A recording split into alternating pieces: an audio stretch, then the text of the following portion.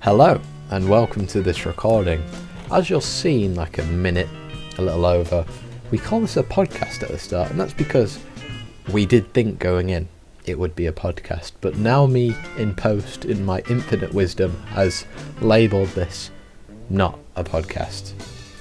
It can't be qualified as a podcast. It was done in 3 separate sittings for a third each time. It just doesn't have that podcast vibe in post. It might do for viewers, but not for me. And I hold the knowledge here. I call the shots. There's no beating around the bush. How I feel, how I say, it goes. I'm not messing about. So, just get buckled in, alright? And I'll quote 2 philosophers just as we start. Is Foucault said at the start of one of his lectures on power, I encourage your indulgence and your malice. As to say, indulge, enjoy. But the malice, what's that? What is the malice? That's criticism.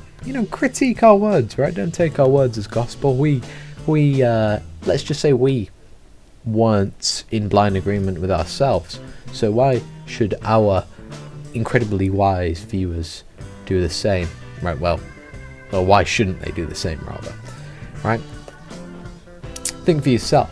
And that brings us to the George Berkeley quote, which is, all men have opinions, yet few men think. I paraphrased there. But, come on, reason yourself, don't be lazy.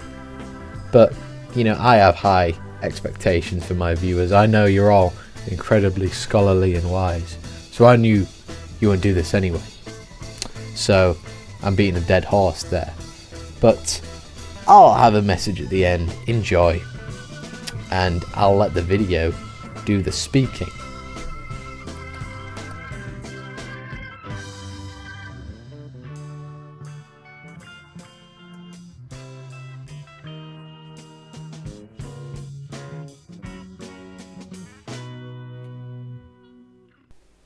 Hello, everyone. Hello. Another video, podcast, whatever you want to call it, here today. The old weekly. Today we're doing something that we haven't done before. We're just going through the political compass. We're gonna go through each question and come to a common consensus. We're of course going to disagree on some points, but we're just going to see where us as a group turn out. We're joined by Ollie over here. Hello, Atlas Miller, 2170. Yeah, otherwise known as Atlas Miller. And LP. Hello. Hey up. Hey up. And I'm from the north. yeah, shall we just get right into it? Get stuck in. Yeah. Alright, we'll read out each question. If economic that we finally get to actually address this question and think about it. I know. By the way. If economic globalization... This will come up in our thing before, in our podcast before. Several times. If economic globalization is inevitable, it should primarily serve humanity rather than the interests of transnational corporations. Who wants to take this one? Can I take this one? Because I feel like I'm the one who's milked the joke enough. Okay. Yes. You go first. I agree. Because, at the end of the day, this is just more like socialism versus capitalism here, humanity rather than companies. So I would say that, you just sort of have to... I feel like it should benefit humanity rather than just like 1 or 2 people at the top, We're discussing this last week about 50% of the 1% of the population holding 50% of the wealth. Mm-hmm. And that comes into it. So I think it should benefit humanity rather than, the bosses, Okay. So you agree? Yeah, I agree. Okay. I agree. I'll let Ollie shoot. Okay. Me and Hippie Boy talked about this. Yeah, we have a qualm with this question. And it's the fact that it presupposes that both aren't possible. Indeed. Which it seems to always be, I'm not saying trickle down's right or anything, but I'm just saying that it's very good. Companies can organize. It presupposes that you can't have one without the other, and so it's insinuating that, well, well, it has to do one, and it's of course, it should primarily serve humanity. Yeah, no, but I think that word suggesting primarily. that's I think no, but I think that word primarily shows that mainly. Like what should it mainly do? Yeah, indeed. It's not like it's not saying that it can't do both. Yeah, but it's saying what should be the main purpose. Yeah. 60-40. The thing is, my qualm with that is I don't think you can legislate something like this. I think it'd be very tricky, and you'd have to, legally speaking, you'd have to dip into troubled waters, and you'd have to become a regulation machine. You'd have to, with these corporations, and I, to be honest, I mistrust quite a few corporations. Nestle, kind of the big black pillar on this. But I think you can have both. It's very difficult. So I agree that it should serve humanity, but I disagree with the question. I suppose fundamentally that it can't do both, right? I believe that globally speaking, we can do things. We can do both. But what's the consensus? I'd say agree. I don't know. I guess we can all put in our own answers. I think right? we should. I think it's an agree though, because it doesn't necessarily say that it can't do both. It just says primarily. That's the main focus. It can still serve transnational corporations, but it's just saying, should it just mainly focus on that? Obviously the rich obviously the owners have to get some wealth. No one's saying that, but it's also saying that who should get the majority. Should it be the actual people, that are getting the goods, gaining good, or should it be the rich? I understand. I'd say we all put in our own answers, and then at the end I will. But what do you say, Ollie? No, you won't. Jamie will. I would say agree. Yeah, Jamie will. I'm going to agree. Purely based that obviously humanity. Just on a moral ground, humanity is better than transnational corporations. I'm going to say I disagree with the question, but I do agree with the question. As in, I think it could be better. It could be worded better. But I will agree. But I mean that it's just supposedly. It's a question that kind of makes you want to go one way, no matter what. Because if you said disagree to that, you would seem quite, quite cold, and rightly so. It's a bit hard to say I trust or I would support transnational corporations over humanity, right? That's a hell of a thing to say. I only support the current thing, so yeah. I'm not. Okay, should we go on to the next? We had some technical difficulties, but Ollie, let's put that screen in, Jamie. But I'd always support my country, whether it was right or wrong. We'll let Ollie start there. I would pick strongly agree. You think of a nation, not as a state. Support the people of the country, but don't support the state. And this is very much similar to what I think. I believe all communities were founded on good, and thus we need to, prolong that good by cooperating. Societies flourish through cooperation, and the needs of the people precede that of the state, though they are linked, of course. The state should be in interest of the people. Also, I want to say I believe my country is wrong, but I do strongly agree to this question. I support the people more than anything. LP. Yeah. I don't really have much to add. I sort of agree with you. And, you have to. Well, I think it really depends. Like, obviously, what's going on. Say you were like, I'm going to give an extreme example, right? But I think this could be a real world possibility. Who knows? 50 years down the line. Say you're in a sort of fascist country. You don't agree with all the ideology, but the people follow it. Yeah. I wouldn't agree with my people either. So that would be the states doing, not the people doing. I know, but it'd be the state, but it'd be the country still. It'd be the country's morals this at is that quite point. like a double think scenario. It was where like the people are indoctrinated by fascist beliefs. Yeah. See, but then it doesn't become just the state. It doesn't just become the government. It becomes the state's problems can leak onto the people. That is true. So I wouldn't always support my country. I would try and support. Sorry, actually, no. Could finish. I've felt. I would try and support my country, whether it was right or wrong. I would always try to, until a certain point where it's imposing on my beliefs and my morals. That's fair enough. Yeah. I'll just add, in the case of a fascist state, obviously it leaks onto the people, but we often find that the people with these extreme ideologies often come to just grow out of them, and in fascist Italy's case, overthrow them.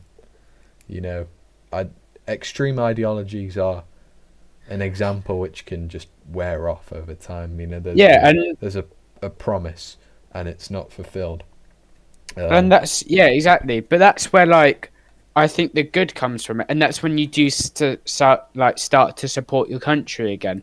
But when everyone's especially when everyone's wrong. Yeah, when everyone's wrong, but you have the opposing belief, and that's imposing on your morals, then it's hard to be proud of your actual country. Yeah. I'm sure there's I'm sure there's people with ideologies out in somewhere in England, who thinks we're all wrong, and they don't support our country because the way we've been raised and our morals through our country. So it's just the way you look at it, As a whole, I would always try and be supportive of my country. I'd always find something to support about it, whether it's the sports or, some cooking show or something. It's just something, to show how good our country can be. But I don't think it's always capable. Okay. Yeah. I would say if you're in such a situation, then surely the thing that would best support your country or its people would be to, snap them out of this if they all think like that. Indeed. Yeah, it's the best way to support your country is fighting through thick and thin.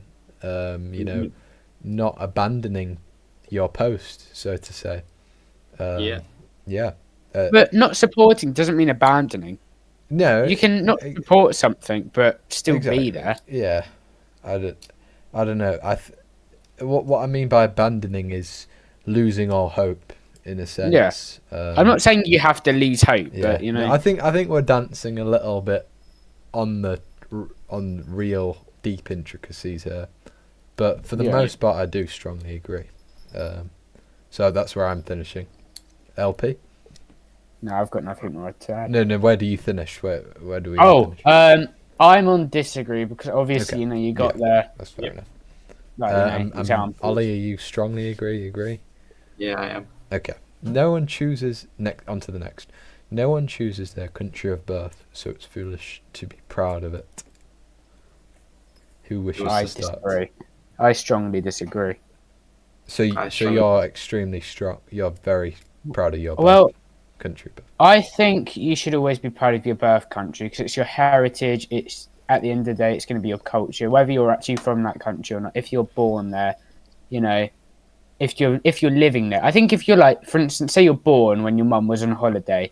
I don't think you necessarily have to be really proud of that country you're born in. But I think it's the country you've grown up in. From an ancestral point of view. Yeah. You should always be proud of that country. You should if they've had bad spells, like some dictatorship, or some immoral moments. Yeah, that kind of. Don't be proud of that. That links to the one above. Yeah. Well, you can be proud of something as a whole and then have a bad history. I'm proud of Britain. I don't like what we did, with colonization. I thought colonization is good in some parts, but on the whole, it was quite a, inhumane thing we did. So I believe I'm still proud of England. We have good things. We've done so many inventions. It's good to be proud of. I think it's always best to look at, your successes. You can never, looking at history It's so easy to just say, well, the British Empire were just evil, right? Yeah. When, it's not like that, and we really need to focus on what was good, because we never really get there wallowing in negativity. But Ollie, I feel like he's been trying to get something in. What do you have to say? No, I strongly disagree. I think you've said my points quite well. Yeah, no. Yeah. LP hit the nail on the head. I strongly disagree as well. Okay. It's not very productive to be. Constantly looking at history negatively. Of course we need to learn from our mistakes, but it is no use in Britain constantly talking about how evil people's ancestors were.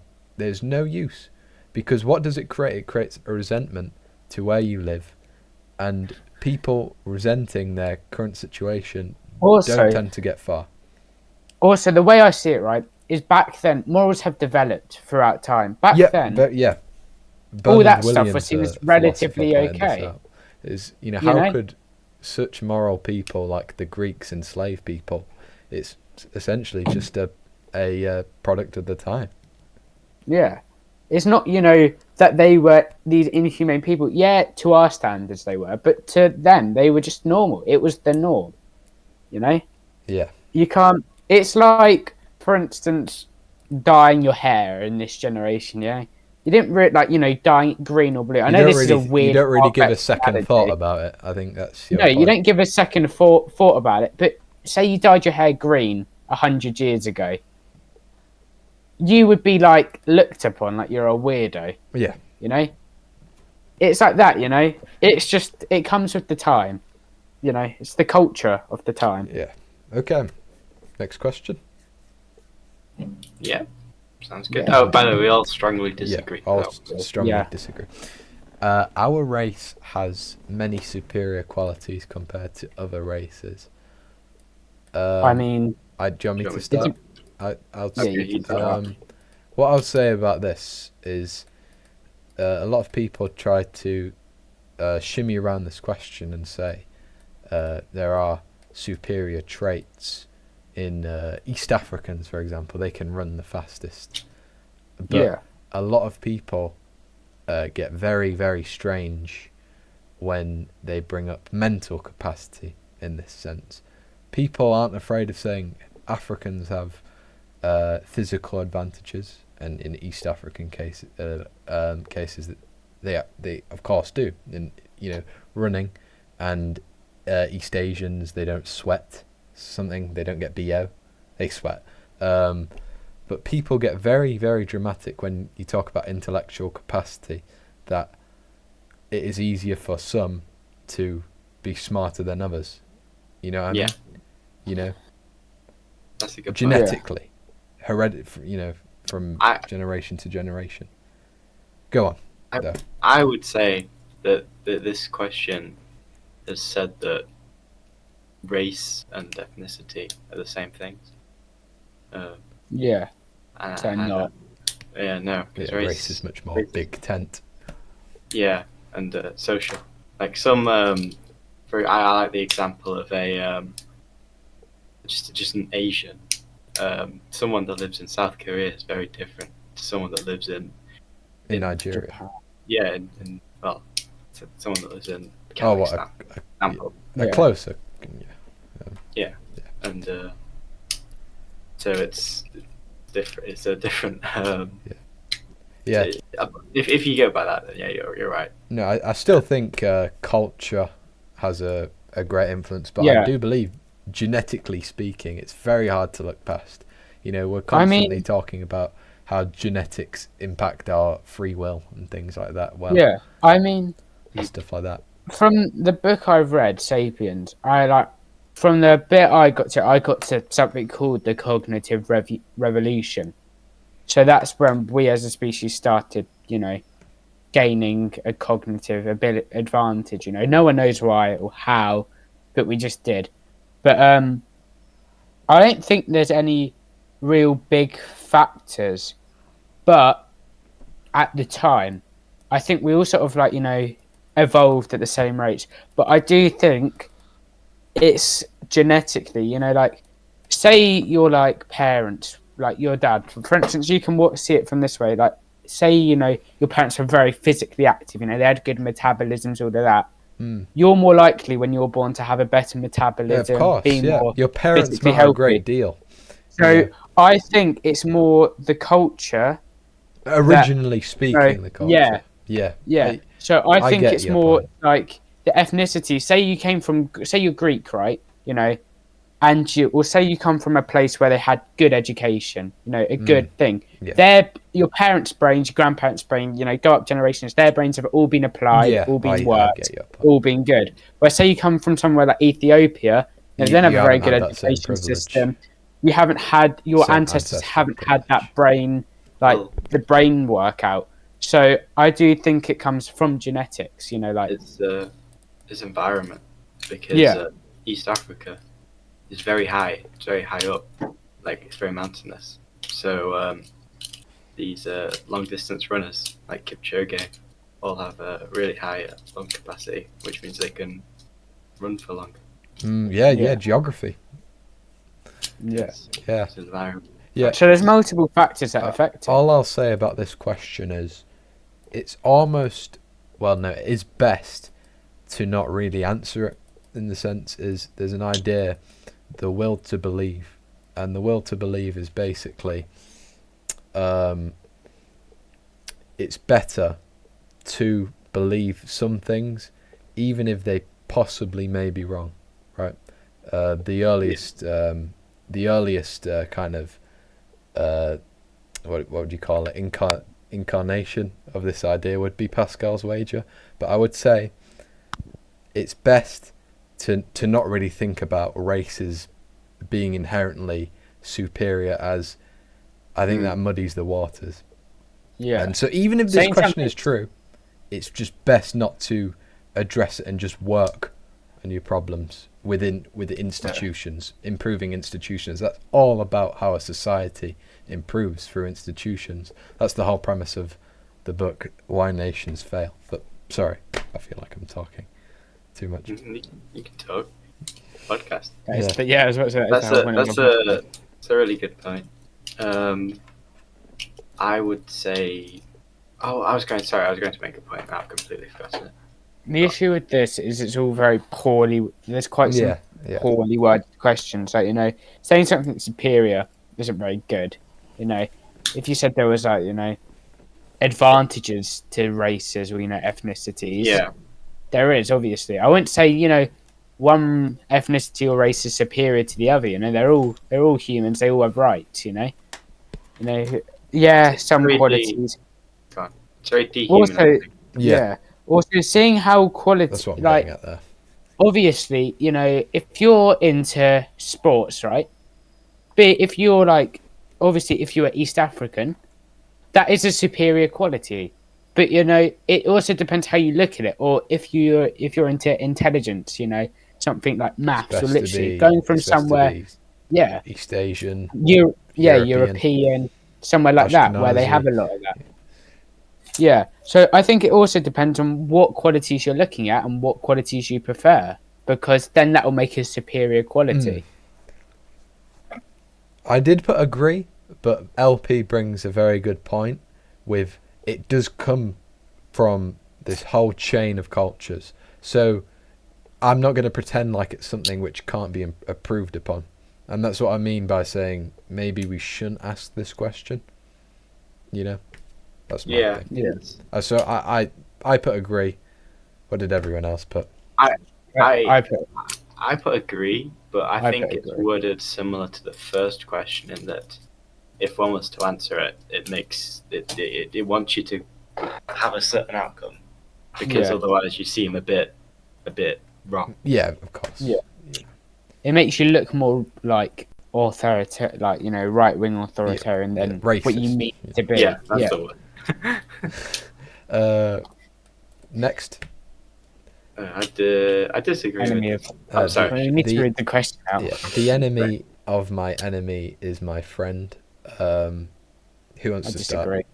I disagree with the question. look at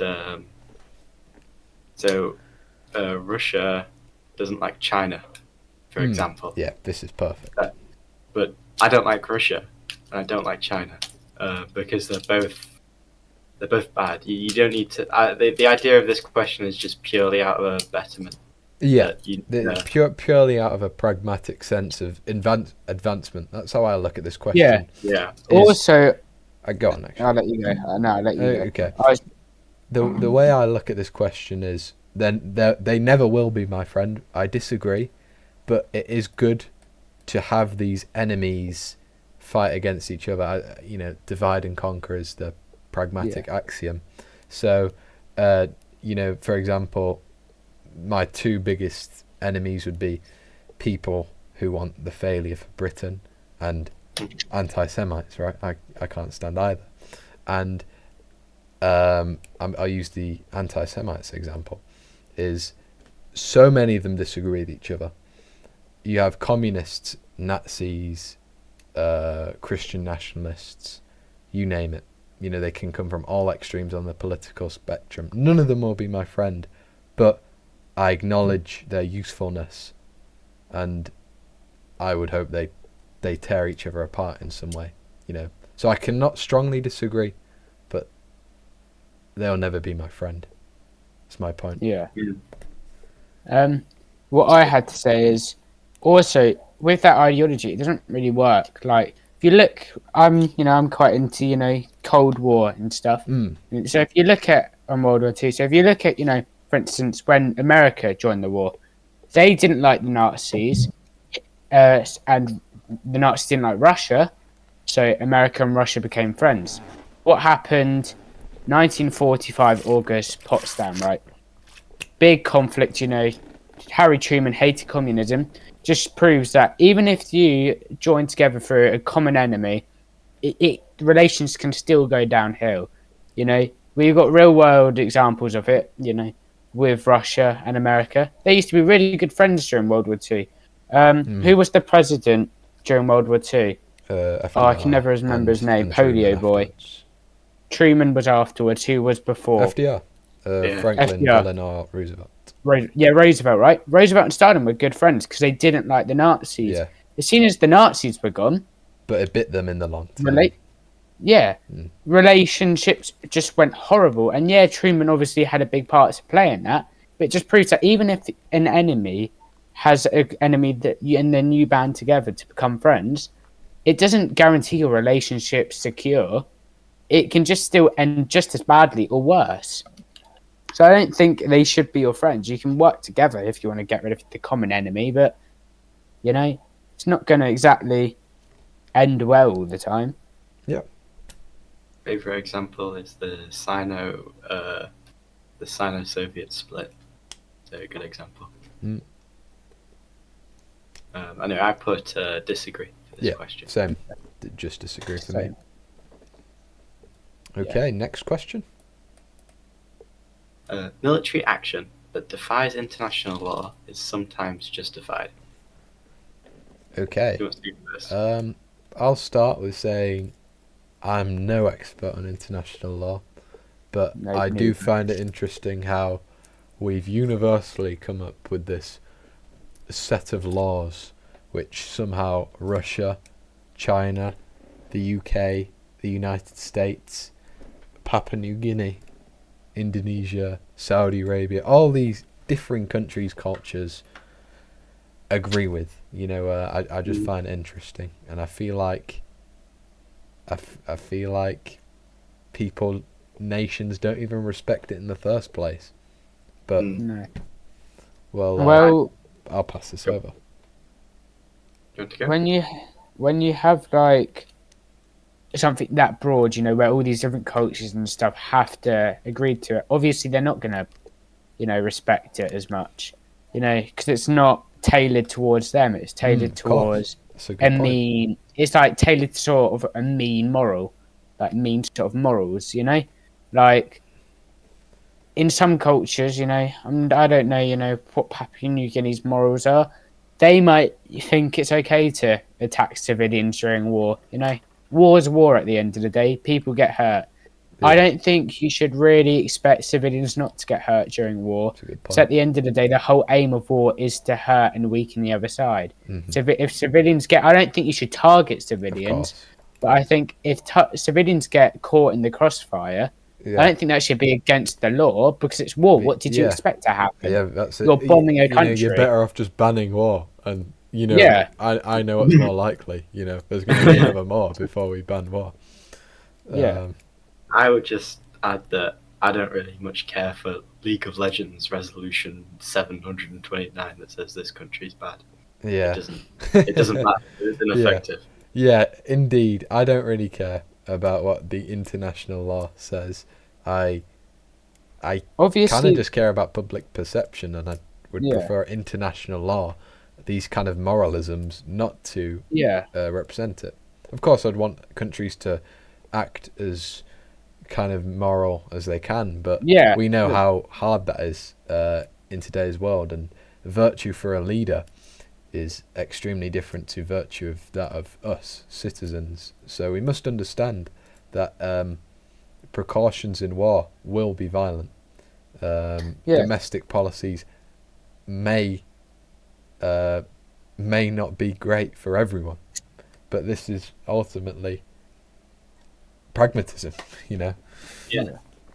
I'm not saying that we should be immoral during war. War is immoral in the first place, so I think you should try and keep your morals, some sense of morals, during war.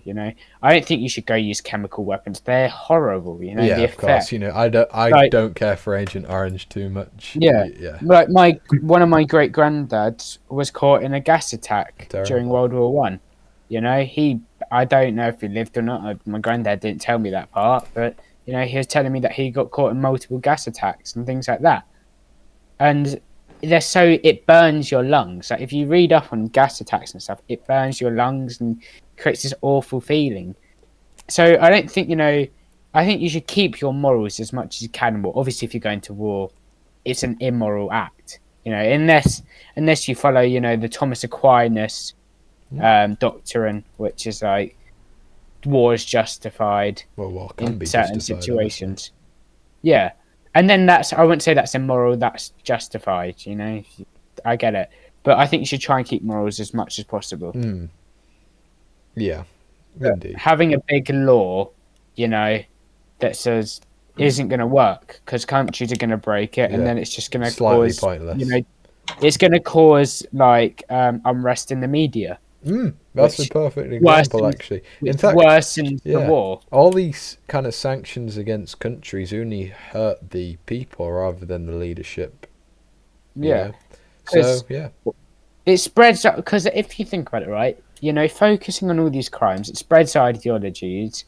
It also increases publicity on that country, so they might even be more likely to do it because all this media attention is giving them a reason to keep doing it. Because it's like, my country's finally on the map, Even with Russia, it gets them back on the map. They were sort of silent, they had a few news stories every now and then. But, it's got them back on the map. It's got their relations, it's got them better relations with other countries because they're so, politically centered now, with all this media. Right. So giving them attention just worsens the war at the end of the day. Right. I just put agree on this one. I put agree. I put strongly agree. Oh, I didn't know you were that passionate. No, but it's just you can strongly justify immoral acts in war. I didn't know you were into real politics and Henry Kissinger, but well, on to the next. There is now a worrying fusion of information and entertainment. Does that mean fake news? Yes, but from kind of the entertainment industry, think basically TikTok, because that is an entertainment industry. No, I wouldn't say it's worrying. Think real life. I think it's definitely worrying. I think as long as you fact check before you start spreading, But bold of you to assume people would fact check. But as long as, you know, if you get it from multiple sources, you know, and you do a bit of search, you know, like, because if I hear, oh, Russia's invaded this country on TikTok, you know, I'm gonna, you know, maybe wait a little bit to see if any more videos come up, and if another one does, then I might search it up. But, you know, I'm not going to trust any old random person I hear. Do you think most people do that? No, but I believe, you know... There's a George Berkeley quote, and it's, few men think, yet all have opinions, right? And that's applicable to me. You know, I'm not this guy who thinks all the time. Well, I think all the time, but it's not always quality thoughts. But when we see TikToks or, you know, celebrities endorsing certain political candidates, the average person isn't so critically minded. They will just go with the flow and let the waves carry them. And I do think that's alarming. I don't think Hollywood celebrities or random twinks on the internet, you know, with a following, should really dictate what the masses think. Nor should I think the Big Brother should. But this is, you know, I do not care for what these kind of, I'm going to say it, plebs say. You know, they should stick their nose out, really. But this is where I think good education on the about internet, you know, safety and stuff should come into play. Yeah, obviously, if, you know, you're in, like, you know, out of school, you just got to deal with it now. But hopefully, like, you know, I feel like the younger generation should be taught more about fact checking and stuff. So, because there you go. No, sorry, it's me and Ollie. I showed Ollie this thing, and it's about British adverts. British adverts show an inverse reality of how the UK really is. Every white person, a white male, sorry, in British adverts is portrayed as a dope. And the British Army, there's an advert in the British Army where there is a Muslim doing his prayers, right? Not exactly, you know, to army standards, but here's the point: is there's been more Muslims who've joined ISIS than joined the British Army in the past, like, decade or something. Why do we need? Sorry, thank you. Why should this be there? You know, it's all to create some false reality. So I do believe that. You know, I do believe there is some programming done via entertainment, that being adverts. You know, they're showing an inverse reality. Yeah, it's not purposeful of any one group. It's just there's no Big Brother controlling. It's just the way, I don't know how to explain it. It's just what seems as public engagement. Yeah, I guess. Just trying to score props, I would say, is the way to say it. I don't think there's one specific guy out there that's going, hey, you need to put this many people in this advert. But it is definitely an issue. I think it's quite subliminal, and it will get people thinking away from how reality actually is. Because if you see, you know, multiculturalism flourishing in adverts, you're not really going to give a second thought on, you know, the actuality, you know, in the here and now, you know. Hey, James, please link this video in the description. Yeah, I will. You won't. James will. James will, sorry. Jamie. Why would you do the editing? I don't know. We hired. Anyway, I put strongly agree. What did everyone else put? I put strongly agree. I put agree. Okay. I mean, this even boils down to I'm going to say popular media, popular history. Just get. It's a lot easier to make something seem either worse or better. Exactly. You know, and history is a perfect example, actually, because history, it's literally history. It's extremely long. And it's easy to make up a lie about history, like a certain, king, was black or something. I don't know. And you're gonna have to have someone who's actually knowledgeable to debunk you. And then again, not everyone's gonna care about you being debunked. We're not very critical naturally, so it is quite worrying that we could be brainwashed by literally anyone, anyone with a TikTok, anyone with an Instagram, yeah, I'm just gonna leave that there. Okay, now to page 2. Page 2. This is we're gonna be we gotta hurry this up, man. We spent half an hour on 6 questions. All right. Yeah. The 6 pages. All right, we'll get there. And oh my god, the other pages are a lot more. Stop being doomer. Yeah. I can't stay out that long, man. I've got mocks.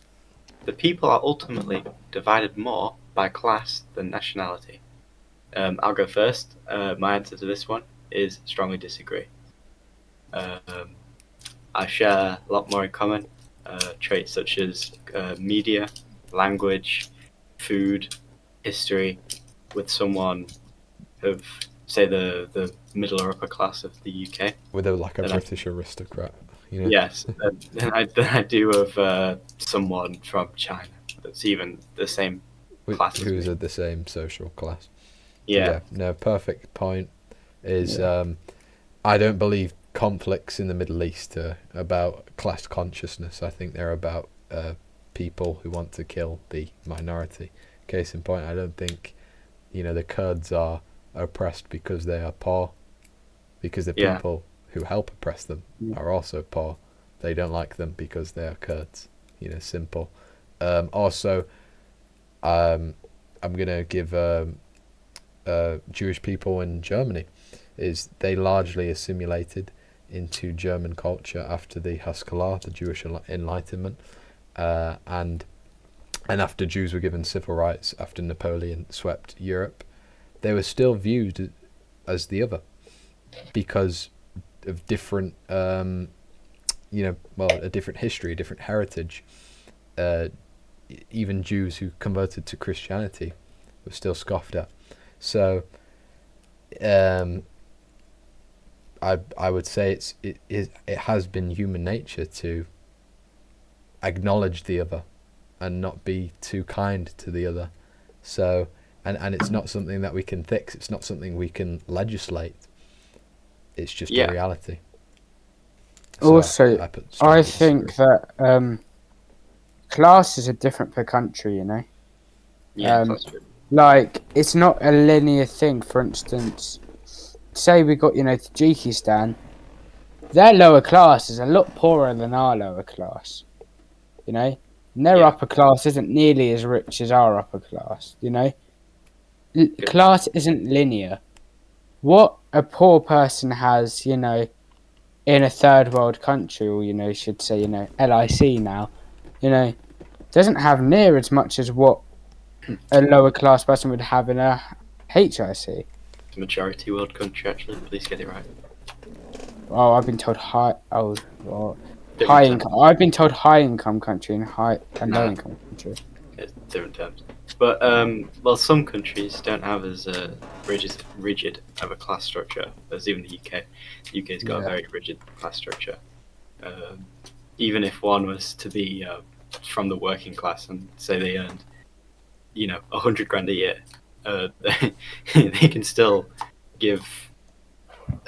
They could still be in the working class, depending on things like language and food. Yeah, it's a new money, old money thing. There.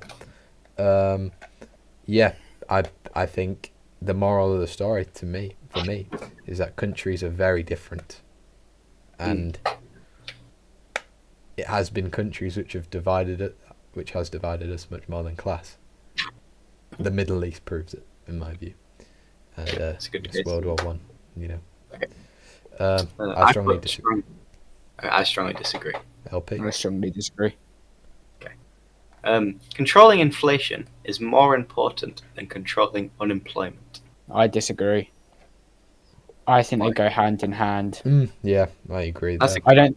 They I don't think you can't control one thing without controlling the other.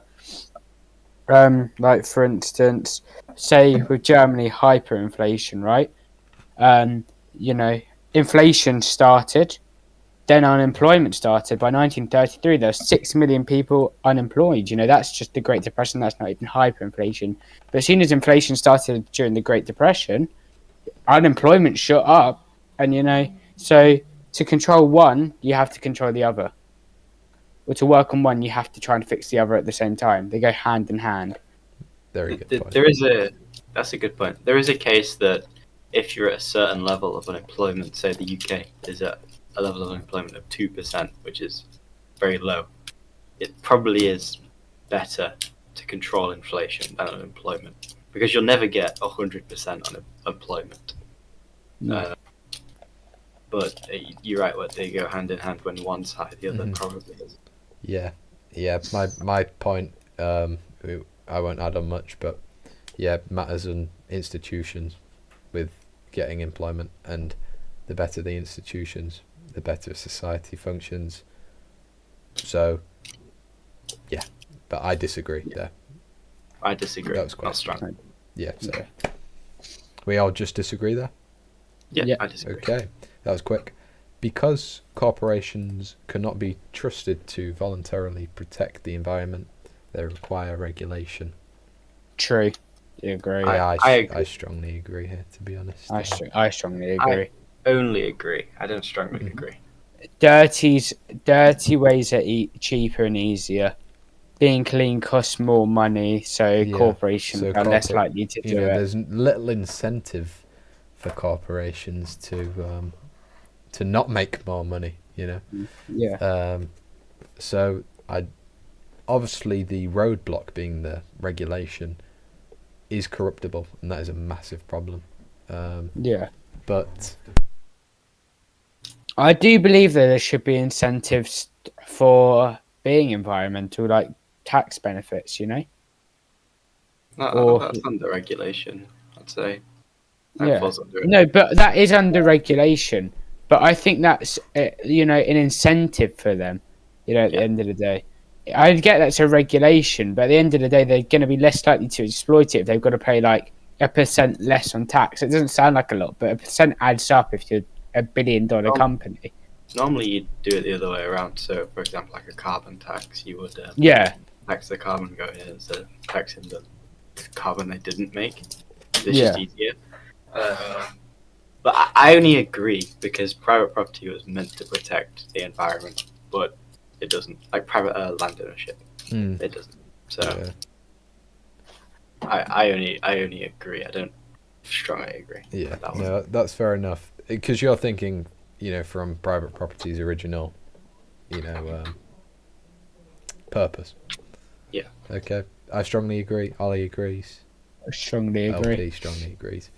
From each according to his ability to each according to his need is a fundamentally good idea. I think Ollie would like to start here. I don't know if he would. Quite exploitable, I'd say that. Yeah, indeed. It subsidizes things, like being lazy. It subsidizes being lazy. The idea that if we need something like food, water, well, we can just get it, right? Isn't that the theory? Yeah. It doesn't take into account labor. Yeah, labor. Well. I think it ignores a lot there. Yeah. It's one of those. It's a quote of philosopher made to sound smart. It's Marx. And then Marx. Yeah, well, exactly.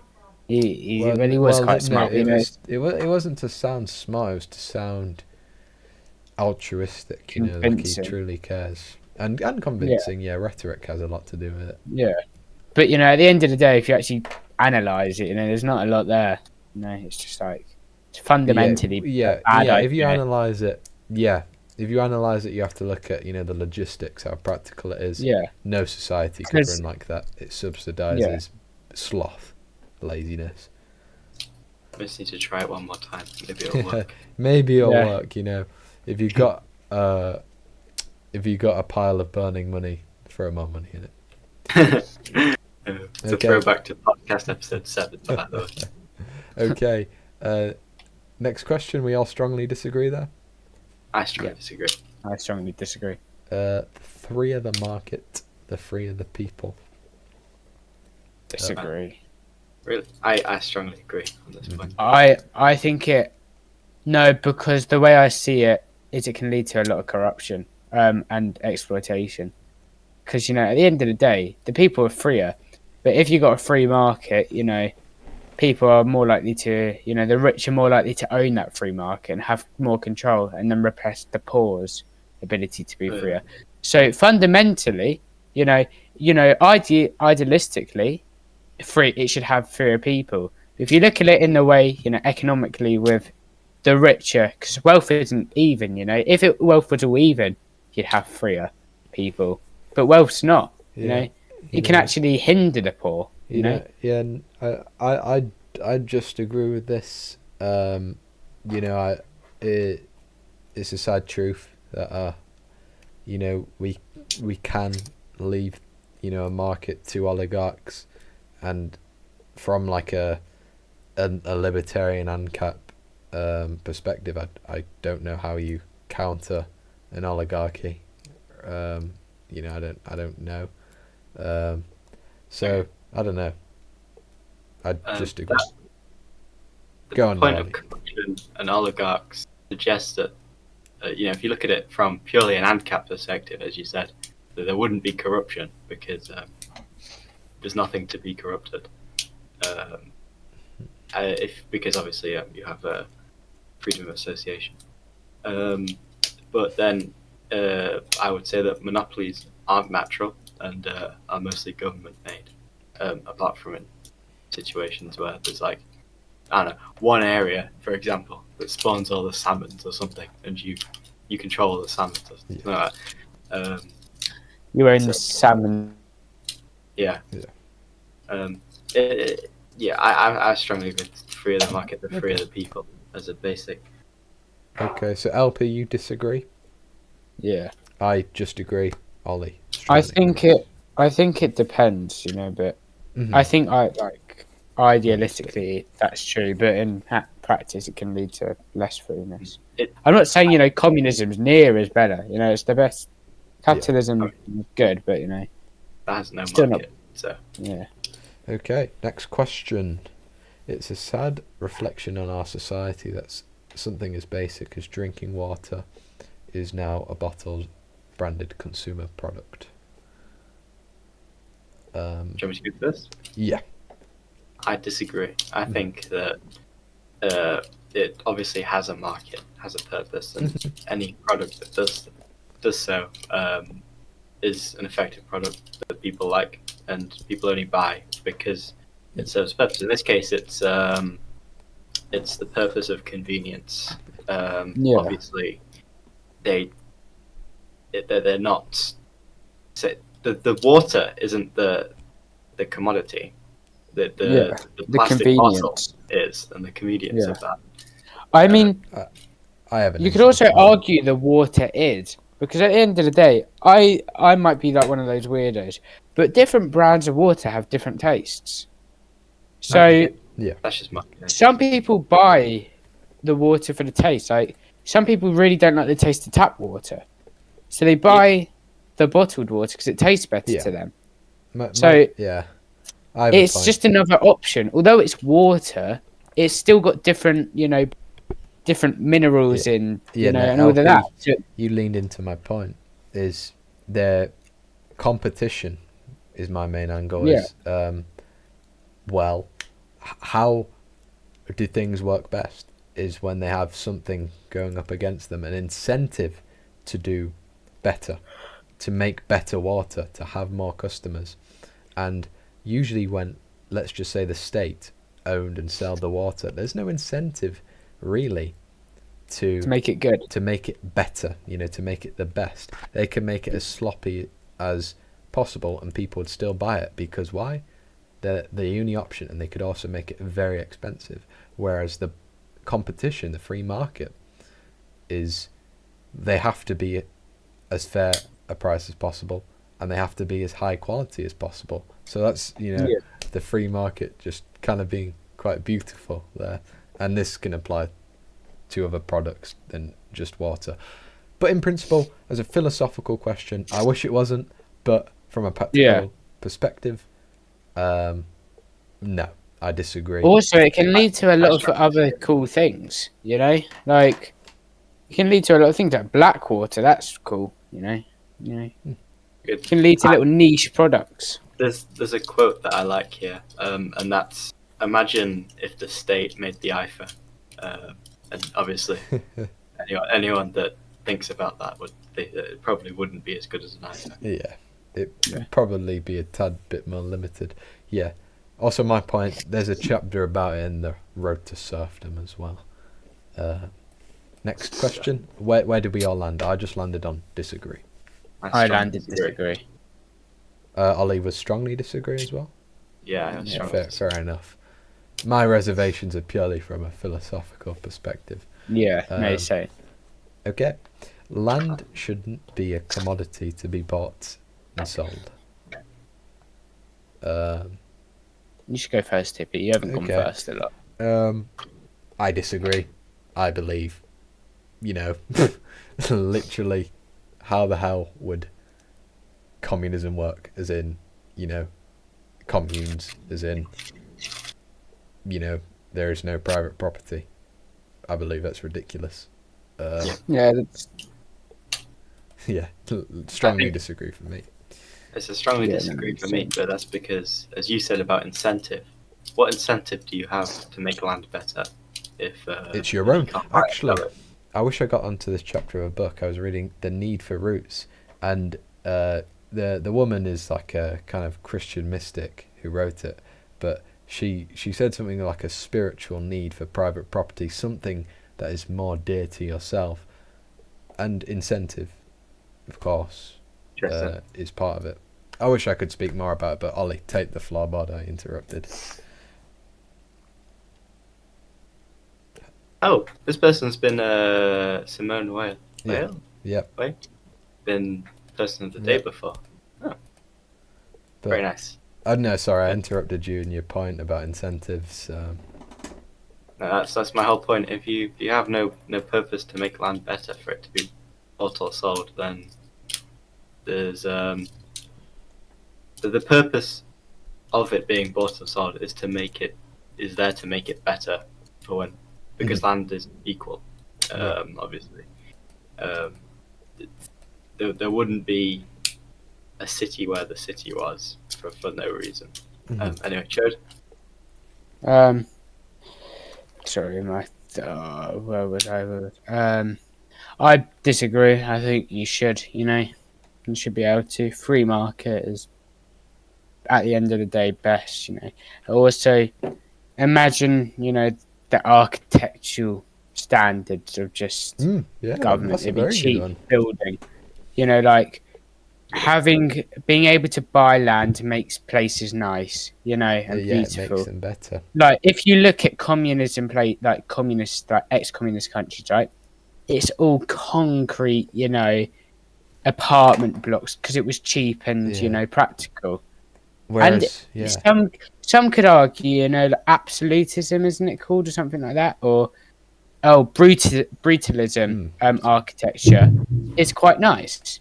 You could argue there's a time and a place for it, but I think it makes places look ugly. Cities look ugly with it, and towns look. It creates a country that looks negative. Yeah, exactly. With private property, you can carve identity out of it. Public, you're catering to a whole lot of people. You got to have private. It's to sustain your own needs. Next question. I strongly disagree. Where does everyone land? It's regrettable that many people's fortunes are made by people who simply manipulate where does money. everyone land on the last one? Strongly disagree. Oh, I strongly disagree. Okay. Strongly disagree. Next question. LP, you were reading it. Take the floor. Okay. It is regrettable that many personal fortunes are made by people who simply manipulate money and contribute nothing to their society. Do you want me to go first? Yeah. I agree with this. Yeah, same. only one person got jailed in 2008. Everyone else got bankrolled by the government, which is awful that someone that made so many people's lives just made them people kill themselves in some cases. No, that's terrible. It's absolutely awful what some people do, and nobody should just for a personal fortune screw over loads of people. It's like for instance, like you said with 2008, it's like the Great Depression in America, right? It all started with a rumor that people were going to the rich were going to start removing their money. So a bunch of people did, and it got to a point where they had to block up the elevators on Wall Street because stockbrokers were jumping off the side of the buildings. Wow. So if you can make a situation that dire as just one individual or a little group, it's just not on. Yeah. That's so, and the fact that the government decided to bankroll as well. Anyway, I agree on this point. I agree. Yeah, I agree. Not strongly, just because I don't know how legislation would work. Next question. Yeah. Yes. Protection. Yeah. Okay. Now go. Protectionism is sometimes necessary in trade. That's where you protect yourself and your goods and stuff. Put in legislation that makes it so other countries' imports aren't as trying to make your manufacturing better than everybody else's, or your services, or something that your country makes is better. Yeah, that's good. No, I agree. No, making it harder for other countries to trade, basically. Oh, okay. But the idea is to make your commodities better. Yeah. That's the idea behind it, but we gotta think logistics. So yeah, it's just because this is the driving idea behind Brexit, LP. Yeah. Brexit was not very good, so I'm going to disagree. Okay. I would say that obviously tariffs aren't good. I don't agree with tariffs. And in many cases, there's just not. It's never worth it because companies find loopholes all the time, and it's unless you are the biggest market, it's usually not worth it because generally you don't have the same strengths in those sectors that, for example, the UK service-based economy. We aren't going to be going back to manufacturing anytime soon because of our education levels. So it's just not worth it in most cases. Yeah, I agree to this one, just because I would like, ideally, and I think it can be done, that we make quality products. So That's I would true. be encouraged.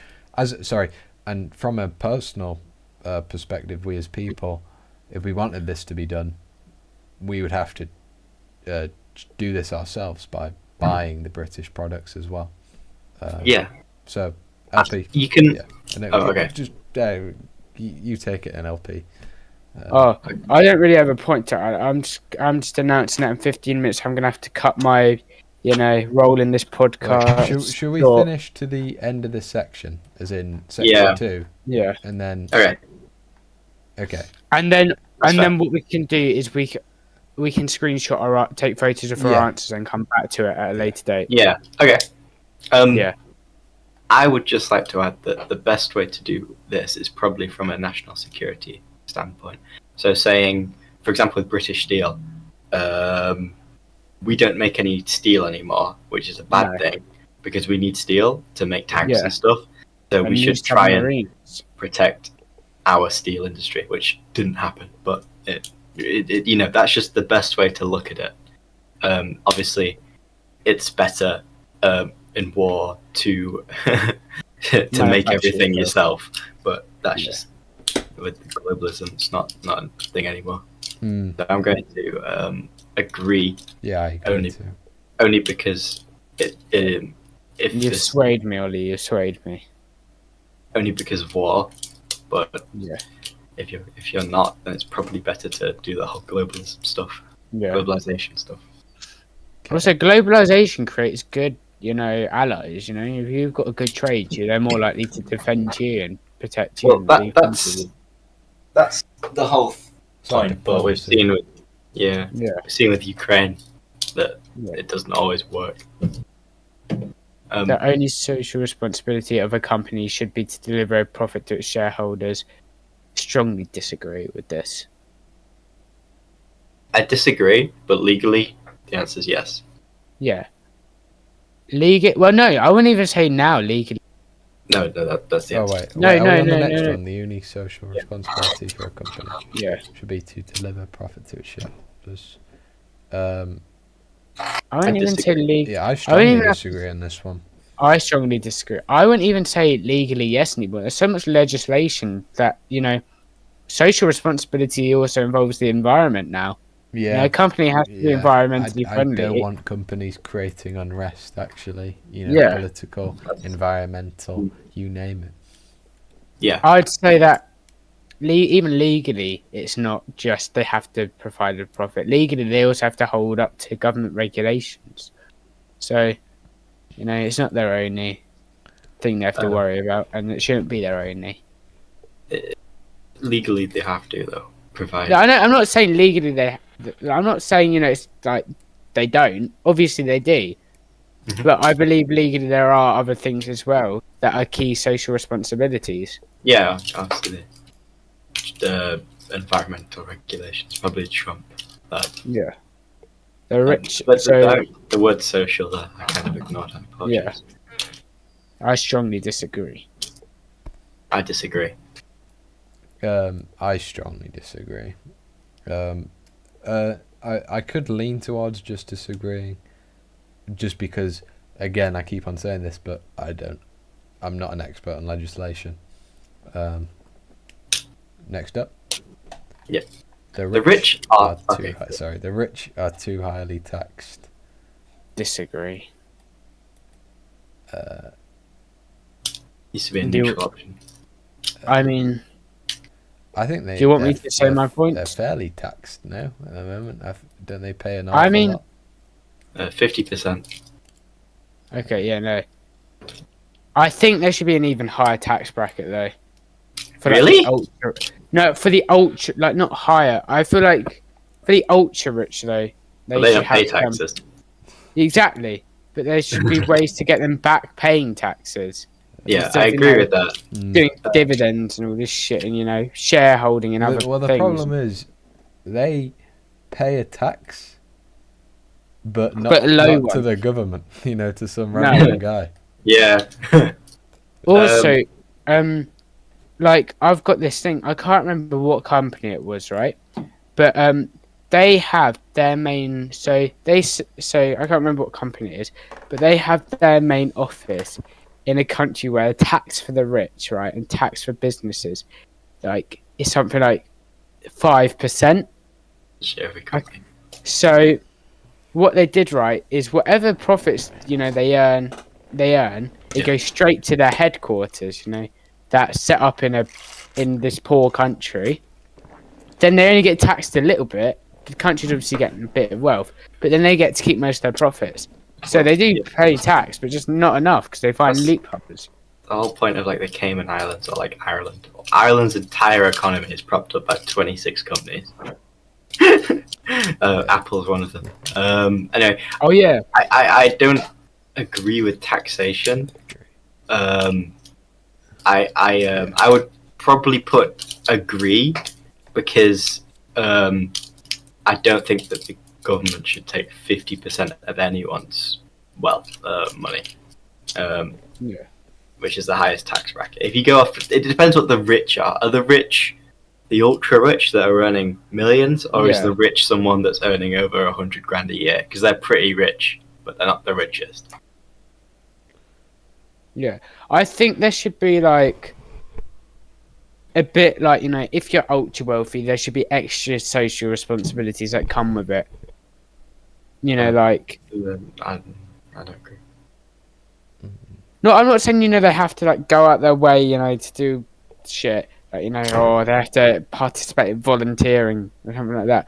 But I think they should they should have to, like, put part of their money, to somewhere where it could benefit the country more. I think that's the point of trust. Yeah. No, I prefer low tax, and Hayek brings up in the Road to Serfdom, actually, how tyrannical a kind of socialist tax would be. Is they're so unpredictable, and they're so driven by kind of ulterior motivations rather than for the good of the economy. And and great kind of countries, Singapore, Liechtenstein, they have low taxes, and the people are quite wealthy. So if we're presupposing tax is a thing, I don't have as big as a issue with tax as much as Ollie, as much as it's low, as if it's low and for the public good. But low tax. But I agree. I agree as well. I agree. Okay. Put whatever you want. Yeah. Okay. It's the easy answer is to just say because you want more money for the government, Alex. But but if you, it depends. Again, very poor question. What does rich mean? Yeah. What does rather rich? What does highly mean? It's all very abstract. Those with the ability to pay. Let's be a little short with this one because we basically did this last podcast. Yeah, okay. Those with the ability to pay should have access to higher standards of medical care. I guess I strongly agree, right? I strongly agree. I strongly agree. I think it also helps the NHS as well. If you're not not clogging the line, basically what we said last time. Yeah. Done that one. Yeah. Okay. That one was easy. I strongly agree. Government should penalise businesses that mislead the public. Yeah. Fake news. There'd be a lot of there would be a lot of penalisations. Yeah. I'm not saying a high fine. I'm just saying, if it's something minor, like how now crisp packets, if you get like the max sort of like flavour crisp Walkers, it says not actual size on the crisp. Like I think misleading, you sort of got to define it a bit more. I agree. Because, like, for instance, if you obviously know if you get that crisp packet, the crisp is not going to be that size. That's not misleading. That's called common sense. But say you buy a pair of shoes and it's like these shoes can make you 5 miles per hour quicker, while running. Yeah. But like, I know that's a bit outlandish, but say there's a product like that was like, oh, this would do that, then that is misleading because you're literally false advertising by saying it will cause this to happen, and that's like. Is just wrong. There's a lot of different ways that you just can really interpret. Like, for example... No, go on. If it's just, for example, they neglected to mention that, it wasn't 20 times faster. It was only... You say they said it was 20 times faster, and it was only 15 times faster. Yeah. That shouldn't be grounds for, let's sanction them to high hell. Yeah. Right. Indeed. I'm thinking more about, just general harm rather than, hey, we're just the best, our deals and so on and so forth. I don't know. I feel like we already do, and I think it's good. I think it's good we do. I'm going to agree just because, I agree in principle. But also, I think you need to define mislead more, though. Yeah. Because of course, some people get misleaded by the most simple things, like hey, there's gullible in the ceiling. You're still being misled. Yeah. No. Yeah. We're thinking about that's severity just called here. common sense. In the consequence. I think lying's bad, so I'm going to agree. Yeah. But it's. Yeah. No. It's not the worst thing yeah, that's ever no, happened. the law in general is based off consequence, really. And yeah, lying isn't against the law, because how the hell are we going to regulate that? We can't. Yeah. So I'd say what is suitable is likely already in the law. Maybe missing some things, but no, I agree this is workable. So I agree with the question in principle and practice. Yeah. So we all agree there? I agree. Yeah. Yes, I agree. Okay, last question of the segment, and it'll be chopped up. Who wants to read? I'll read. A genuine free market requires restrictions on the ability of predator multinationals to create monopolies. Okay. Who wishes Where do you want to to start? I didn't get a word of that. A genuine free market requires restrictions on the ability of predator. Does that mean like people from other countries? Companies. Other other companies from other countries, but in general, yeah. in generality, in general, sorry. So other companies making more like monopolies. Yes. Yeah. No, I think you should. If it's free, you should be able to make as many monopolies as you want. Like I said earlier, it can repress the poor and repress other companies and stuff. But if it's a free market, you should be allowed to do it, because then it stops becoming free. If you're limited. I think the premise of the question is that a free market does do that. Therefore, it shouldn't. There should be restrictions on that. Yeah. A monopoly kind of contradicts the free market in my mind. Of course, it does. Yeah, like it kind of, as pointed out with my Hayek example, is it stops competition, and sloppiness is bred out of that, and that's bad. The predator multinationals it talks of would probably be government companies from other countries, which I'd be worried about. Yeah, for example, say Qatar, or out with or some oil company from Venezuela or something. I would probably be more worried about that, or I don't know, Englishman, Scottishman, or any other country that is, or just a company that's just ran from a different country, but not necessarily owned by that government. Yeah. Like, I don't know, a Chinese company owning our steel isn't good. Yeah, no, that's a perfect example, because Qatari companies, because Qatar basically is a tyranny, let's be honest. That's bad. Having a tyranny influencing, the production of certain goods, that's terrible. And a tyranny that is not even, literally supports terrorist organisations designated by the UK. That's terrible, and I definitely think there should be restrictions there.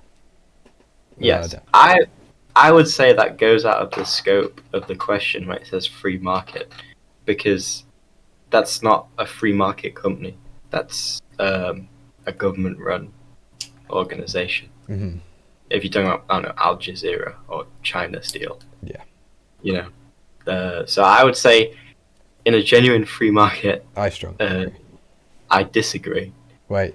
But in a real-world example where you have other countries that do that, I would agree. Yeah. Okay. No, I strongly agree with this. Right. As it sits, and I put disagree, because genuine free market, you should be able to do what you want, but like what you said, but it says genuine free market, so I have to put disagree. Okay. Screenshot my answers. Okay. Yeah, I'm not gonna screenshot, because I'll never find them on my files. I'm just gonna take photos. Okay. Ollie, can I send them to you on Snap? Yeah, we are back. Hello. From our short break. It was only like 5 minutes in real time. We were just thinking, joking. It's been 4 days. Okay, who wants to? 4 days. Something like 3. All right, who wants to read this question? Can I? I haven't read many questions. Sure. And do you want to answer it as well first? Yeah, okay, I'll go for it. Abortion when the woman's life is not threatened should always be illegal. I disagree with this. Okay. It's not a strongly disagree. You know, I could be swayed, but you know, I do believe it. You know, woman's body, woman's choice. At the end of the day. Okay. Mm. Okay. I'm on the side of LP on this one. I think. I couldn't tell. I mean, I could definitely tell one what to do, but I couldn't tell one what to do. But Yeah. Okay.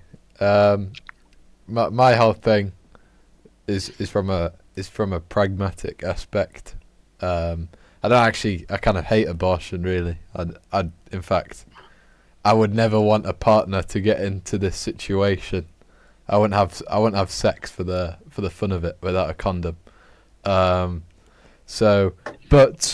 it is a fact that when there is less abortion, when abortion is not an option, there is more crime because there's more unwanted young, and I want children to be born into loving homes who are ready to raise a child.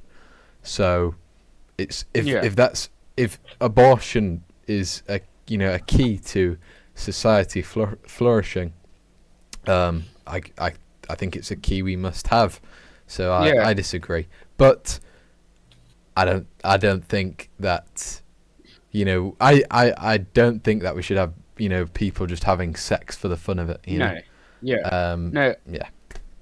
I agree in the sense that I don't think it's necessarily a good thing in the sense that if you have sex and you get pregnant, unless you're I think if you're a teen, I feel like there's different stages. So if you're like a teenager, have sex and stuff, say you're like 15, 16, 17 at a push, I think that can ruin your whole life. It does ruin your whole life. You know? So I think then an abortion is acceptable.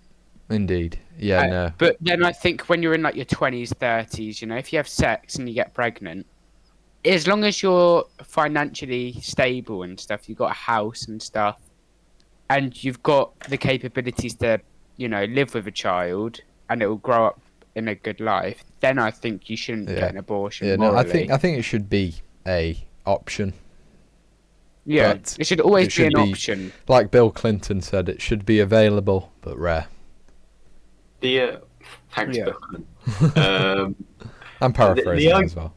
Sorry. The argument against this would be though that you just don't want disadvantaged people to have children. That would probably be the argument. Yeah. Which seems slightly wrong. I want them to get to a point where they are advantaged. Yeah. And ready. I've had this discussion with people before, and that's normally what they say. Yeah. But so I only disagree to this question because I don't like abortion, but I see it as necessary in combating crime.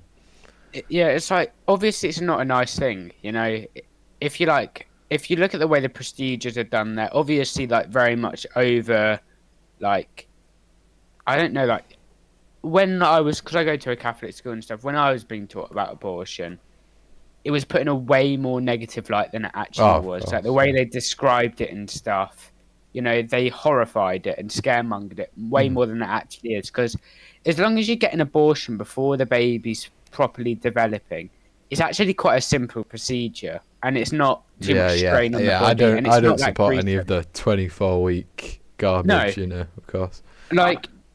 I like how there's a limit, but if you get if you get it from up to 13, 14 weeks is when it's the safest. That's after that it can become a bit dangerous. But if you get it from that point, right, it's relatively safe, and not gruesome at all. They come in with a little vacuum. Obviously, it's not nice, but it's just sucking it out practically. You can just. I know someone who had an abortion actually, and they did it while they were at work. And they got the day off afterwards, the time afterwards. But they just had these. Thank God. And they seemed seem somewhat normal. That's scarily normal, to be honest with you. Okay. Yeah, like, I don't believe that you should have an abortion once the baby's got nerves and a brain and stuff. Then that becomes immoral and disgusting and things like that. Having like a line is not something I'm going to decide on, because I don't know shit, so I'm not going to... Yeah. You know, suddenly everyone becomes a scientist when talking about an abortion. Yeah. But yeah, I just believe when they can... I think it becomes bad when they can start feeling things. I don't know when they can do that, so... I don't know. No. I only disagree to this question. Where do you guys land? I disagree. Okay. Next question. Okay, we all just disagree. All authority should be questioned. I started last time. You can start, Hippie. Do you want me to start? Yeah, I do agree. All authority should be questioned. I mean, who is the father of Western thought? Socrates. His whole shtick was questioning everything and everyone, and it should be no different to authority, because, well, they have the most power. We should know what their intentions are and how deep their knowledge goes. We must know how competent the people who rule us are, and the one of the greatest minds, the guy who kick-started Western thought, that was his whole thing. So I absolutely agree that all authority should be questioned. I also agree, because when I was thinking about this question, I couldn't think of an example where it wouldn't be acceptable to question authority. I was thinking, maybe your parents, but then no, that's totally fine. I was thinking, the leader of the country. We should know why people do the things they do, and of course that should be no different with any body of authority. Yeah, it's just good for protecting the people, I guess. Yeah, no, I think all authority should be questioned, but then I feel like some should go to more certain extents. Like, I think I know where you're getting at, but go on. Like, say, you got some insane governmental figure. You're going to want to question that a lot more than a paramedic who's helping you. No, that's a good one. Yeah, no, we should be a little more trusting of doctors, than, bureaucrats, Yeah. That's true. I think their competence should show how much you question them. Obviously, if they're in a job where they specialize in helping the sick, you probably don't need to question them as much as some old man who got into politics 10 years ago. You do need to question them, though. Yeah, you still need to question them. Obviously, they could be a terrible doctor, but I feel like the level of questioning and inquiry should be a lot less than some big governmental figure. Yeah, it'll be less. It depends how much they affect your life specifically. Probably. Yeah, no, that's what I mean.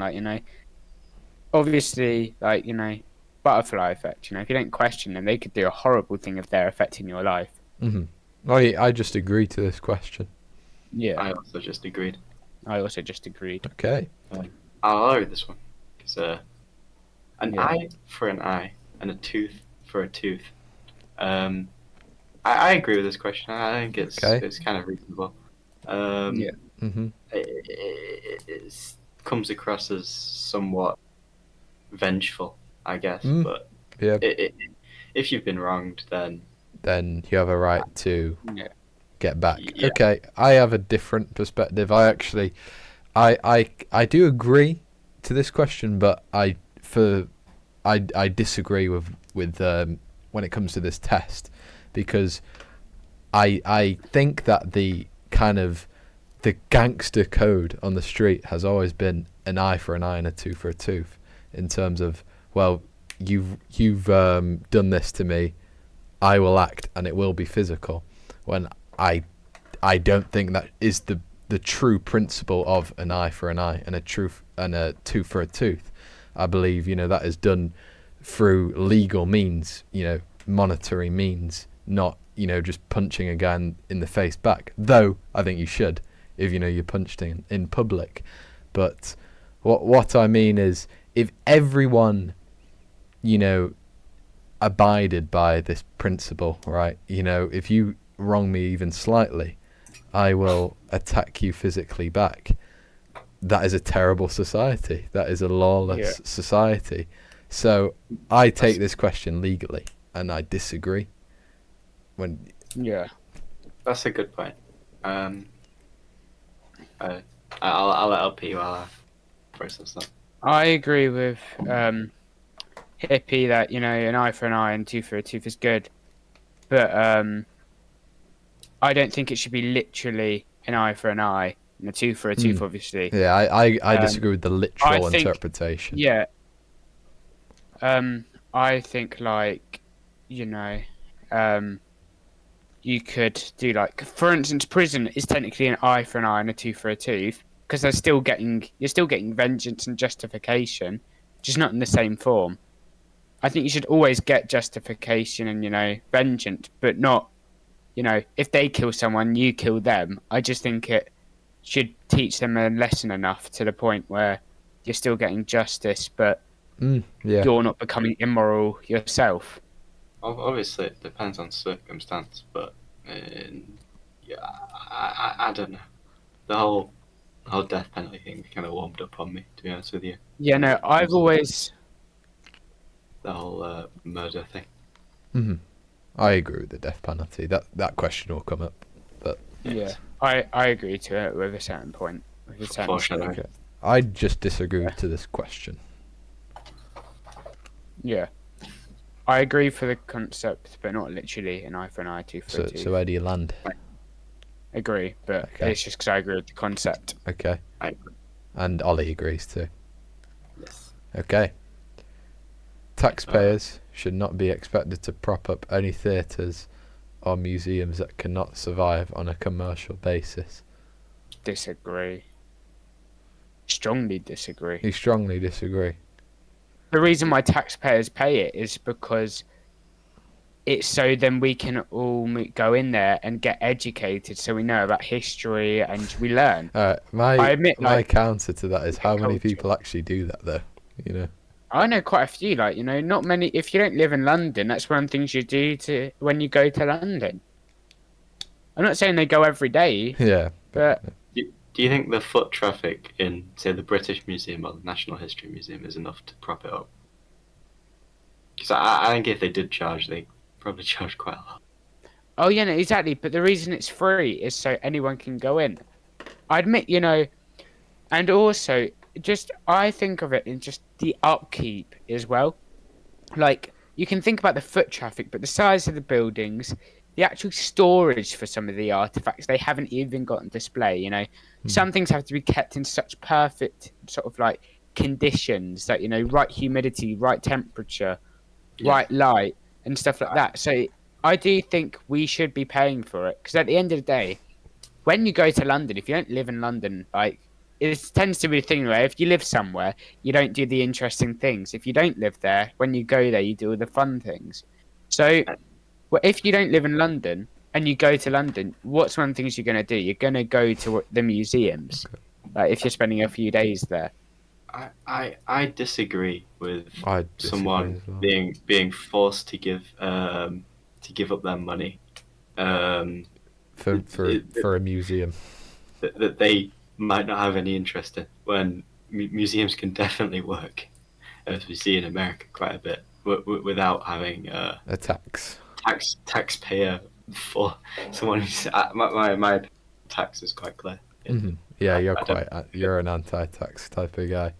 I'm it's hard to say you're pro-tax without feeling quite disgusted with yourself, but I agree with the tax, but based on kind of essential upkeep, and I don't bind museums or theatres essential upkeep.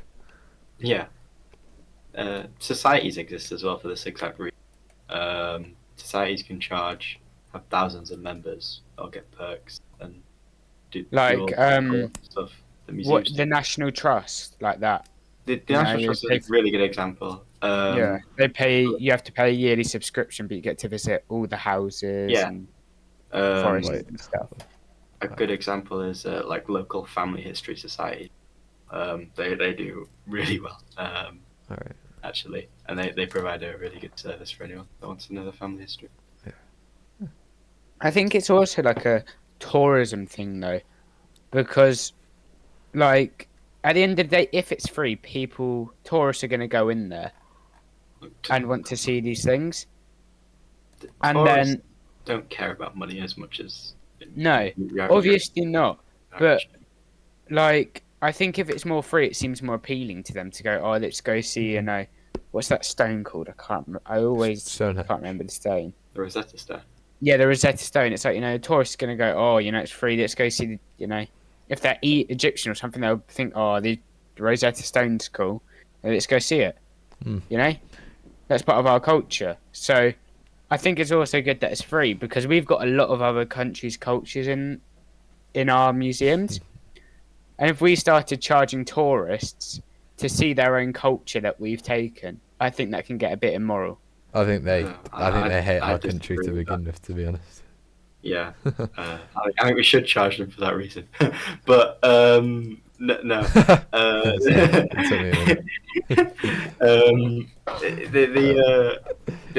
The idea that because it's more part of our culture. Take the Rosetta Stone, for example.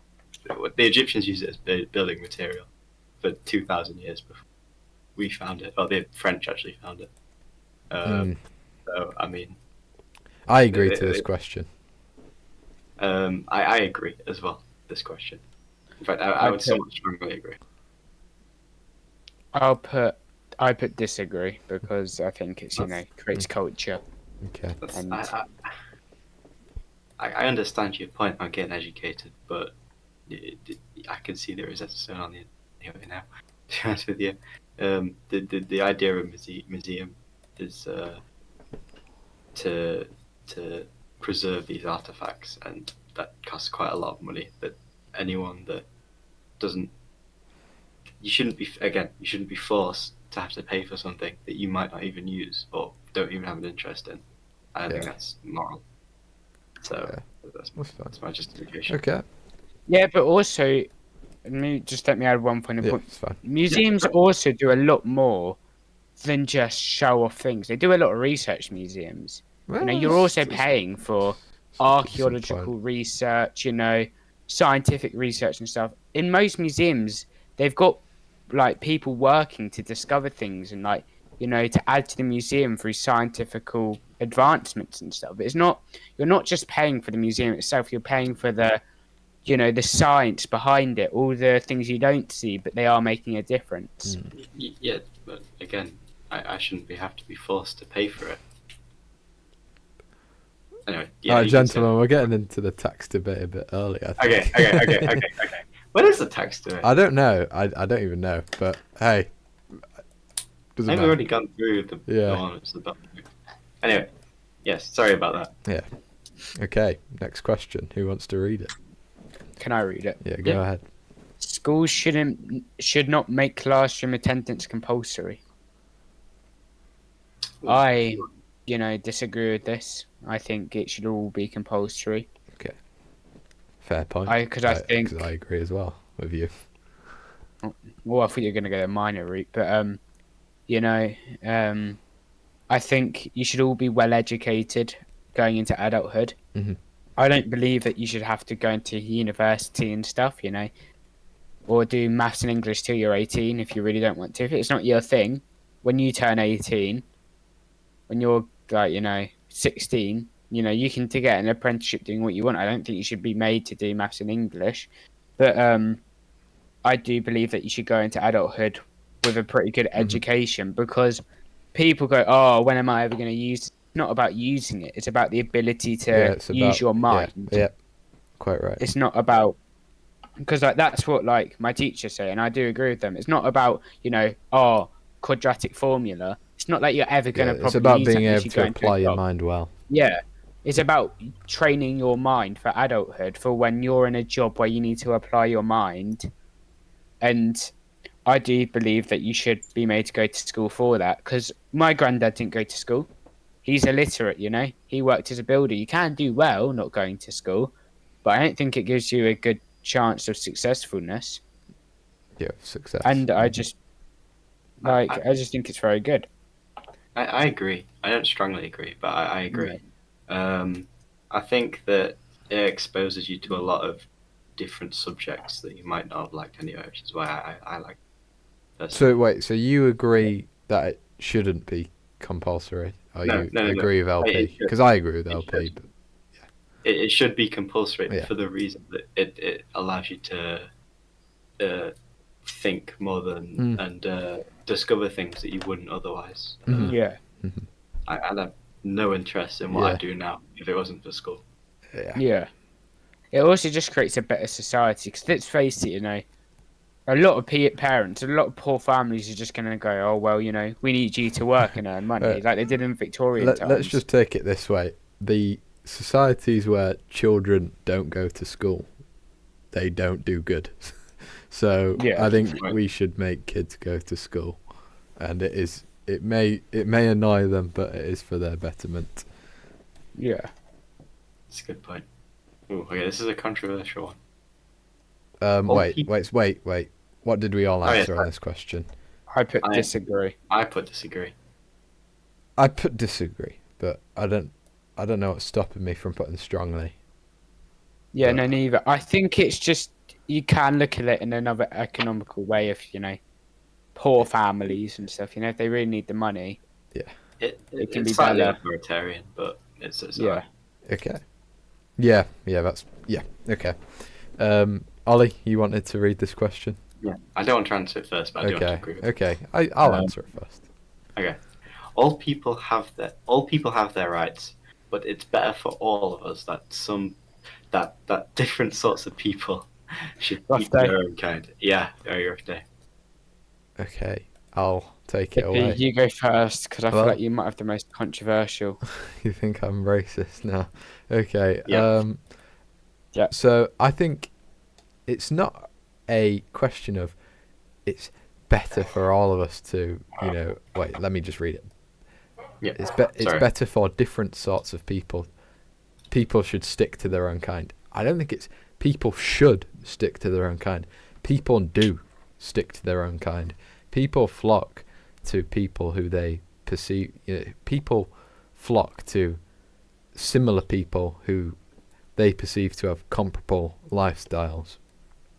As you see it all the time. That you can take this as in not just a different people's context, but also a class context.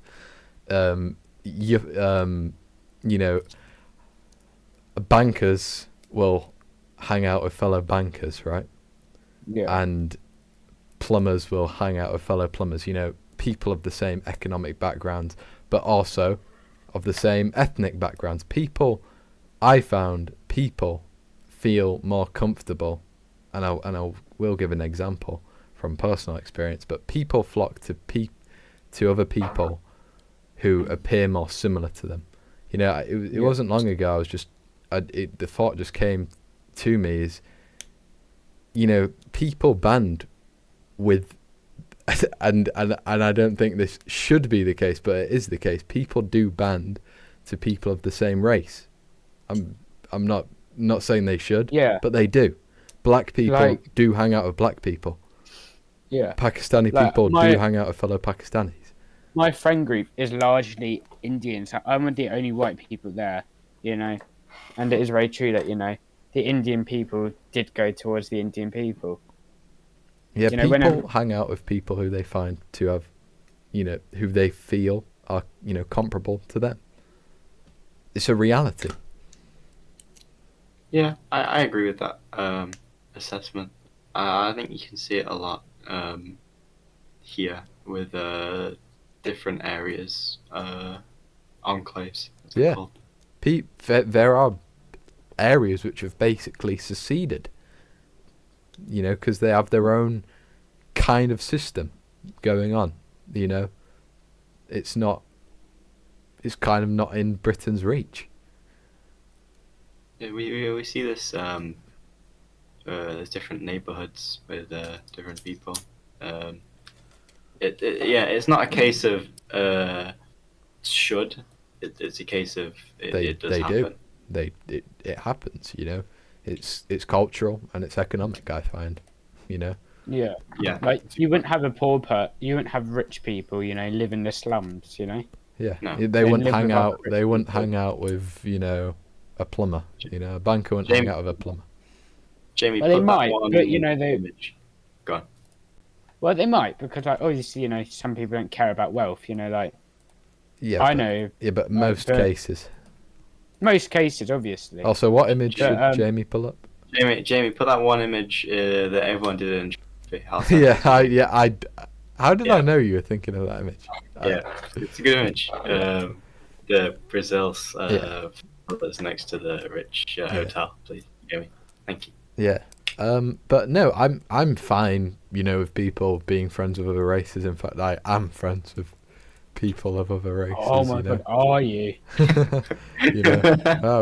I'm actually, I'm of a, I'm not 100% English, but I hang out with, two, Englishmen, so I'm not 100% English. Well, you get my point, but I'm, people hang out with, fellow people who share the same culture and subculture. I'd call myself culturally British, and I hang out, online in this case, with two culturally British people, So people do stick to their own kind, and you can't force them to. So people will be friends with people from outside. That's fine. It doesn't bother me. But I'm just gonna agree because I'm gonna agree to this question. Still, I've also agreed to this question. Because it's just a matter of people do, and people are naturally divided because we're different. There's a lot of factors that go into that. There's the economic factors play a part, but then just the psychology, social aspect of it. I don't agree with hippies' interpretation of this question, though. They do, but this is saying should they? Like, do you think if you had the option, you could, force black people to hang out with black people, and white people to hang out with white people? That's what the question's asking. If you had the option to. I would ask, if you pose this question to everybody in a way, would you rather do this or do that? Would you rather hang out with these people or those people? What do you think most would say? I'd hang out with the people who are more comparable to my own lifestyle. But it's saying, should they? It's not saying do that. I think they should. I think they should because of cooperation. If most people find it, if most people find that they would, there's definitely a reason for it. So no, people should hang out with who they like. Freedom of association. Big up freedom of association. I'm putting disagree because I do think it's fair. My interpretation is quite cold, and it's not positive by any means. At my school's really multicultural, and no friend group is fully white. Yeah, mine is. No, it's not. My whole friend group is Africans, Indians, and a couple my friends. Chinese. My friends are Hong Kongers, Pakistani, and English. Exactly, and I don't think they should keep to their own kind. Obviously, the large portion of my friend group is Indian, but they don't have to. And I don't think they should. No one's forced. Exactly. Well, I mean, people have in the past, obviously, but no one. I think. Is forcing it. I think as long as you get along, who cares? But I agree with this question. Hang out with who you find good. Also, right. Hippie, you can read the next question. Okay. You read that question. I'll read it again. Oh, fine. No, I can read this question. Okay, you read it. All right, so I agree. Ollie agrees, and I agree. LP disagrees. It's fine because we allow freedom of speech with freedom to disagree. So it's fine. It's fine. I want to fuck up LP for disagreeing with that. Fine. Okay, LP. I'm just gonna get kicked from the call now. No more recording. Read the next question. Give me a second. Sorry. No. So I put good parents. Good parents sometimes spank their children. I put disagree. Okay. Well, I'm putting disagree. Okay. Strongly disagree. Strongly disagree. Because I don't think you should spank. I think, if a child bites you, give them a little bite to, What? A bite? say because when they're like bite, like, so say you've got like a 3-year-old, it's attacking you. It might try and bite you in the arm or something. Yeah. I think if you give it like a little light bite, just to say, this What hurts. about a slap? What about a friggin' slap, not a bite? No, I don't think we should bite children. No. It's You don't just bite them, but... He doesn't want to spank children, he wants to bite them. No, that was an example. And I don't think you should spank a child. I think the most you should do is that's just give them a good in the little whack on podcast their out leg. of Just give him a context. little bite. No, but like, just so they know what it feels like. So you So, agree like, to oh, an shit. extent? with Yeah, the- why do you strongly Right. disagree? Okay, I'm going to put disagree, because I think Okay. the way I envision spanking is bending them over and just whacking them, But not Yeah. hard. But- No, but I do agree with a bit of, Yes, I'm pretty if a sure. kid bites you, you bite them back just lightly, just to show them that it hurts. Maybe when I'm the same age as the child, but I don't agree with the parent biting a child, actually. No, I think you obviously don't Hot bite take. it hard to where there's teeth marked. But you just give them a little, just Like, not why even not? hard Why not bite. just like slap the hand of it? Yeah. Whatever. No, Like, do because that. then they don't understand what biting feels like. The They whole don't need point. to understand what I biting just feels need like. to understand that you've harmed me, and If I don't they- care for that. I don't want If to be they, harmed. no. If they understand what biting feels like, they're less likely to do it again. Yeah, but Okay, if they're but- slapped, they ain't gonna do do- it again. Yeah, because they'll They know I'll might get do that. slapped again. No, because they'll know if I bite someone, I get slapped, and I don't want to get. No one wants to get slapped. It's not about getting the bit. You don't bite them every time they bite. But, like Why the does this have first to time they turn do into it, biting? because it's just a fucking common vampire. thing that my mum did to me. What, when bite I you? was when I was 4. You have to call the non-emergency line, 0800 111. Remember that number. Some children definitely need to be whacked. Yeah, I'm alright. I was slapped in the face as a kid. I don't know what I did, but it's probably justified. Yeah. Obviously, let's not abuse people. Yeah, right? I don't advocate for the belt, but I No. think, if someone has stepped out of line, you need to slap them to bring them back. Pain is a great teacher, as Yeah. people have Who said before. that? Didn't your granddad say that? If I remember. He did. correctly? He did.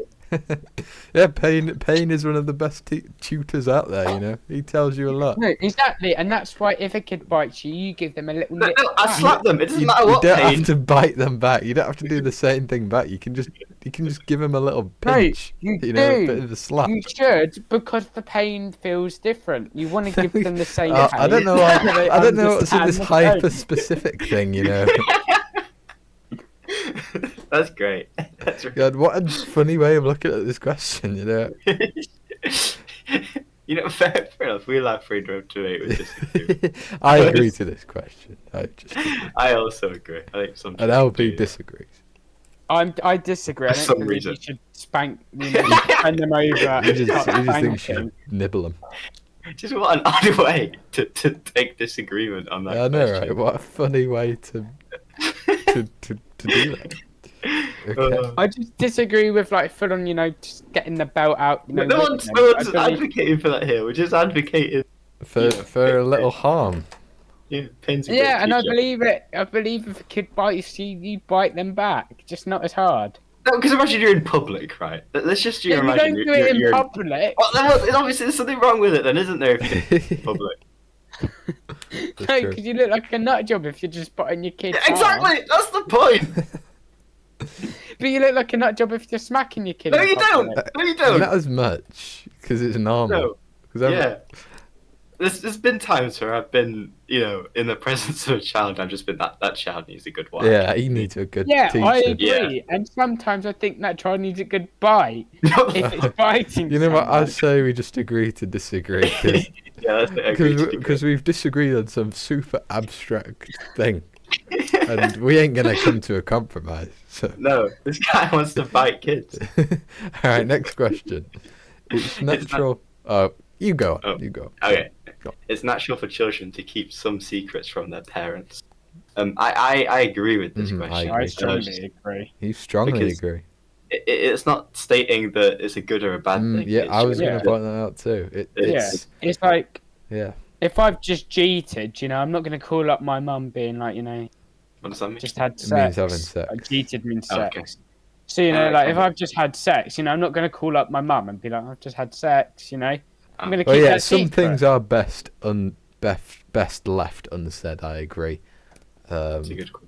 But we got to remember, natural doesn't exactly mean good here.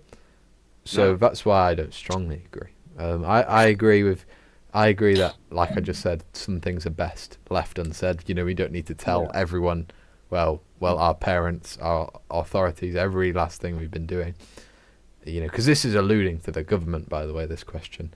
So I just agree, because I find strongly agree would be slightly extreme, I don't know. Yeah, I agree as well. I like privacy, actually. Yeah, privacy is good.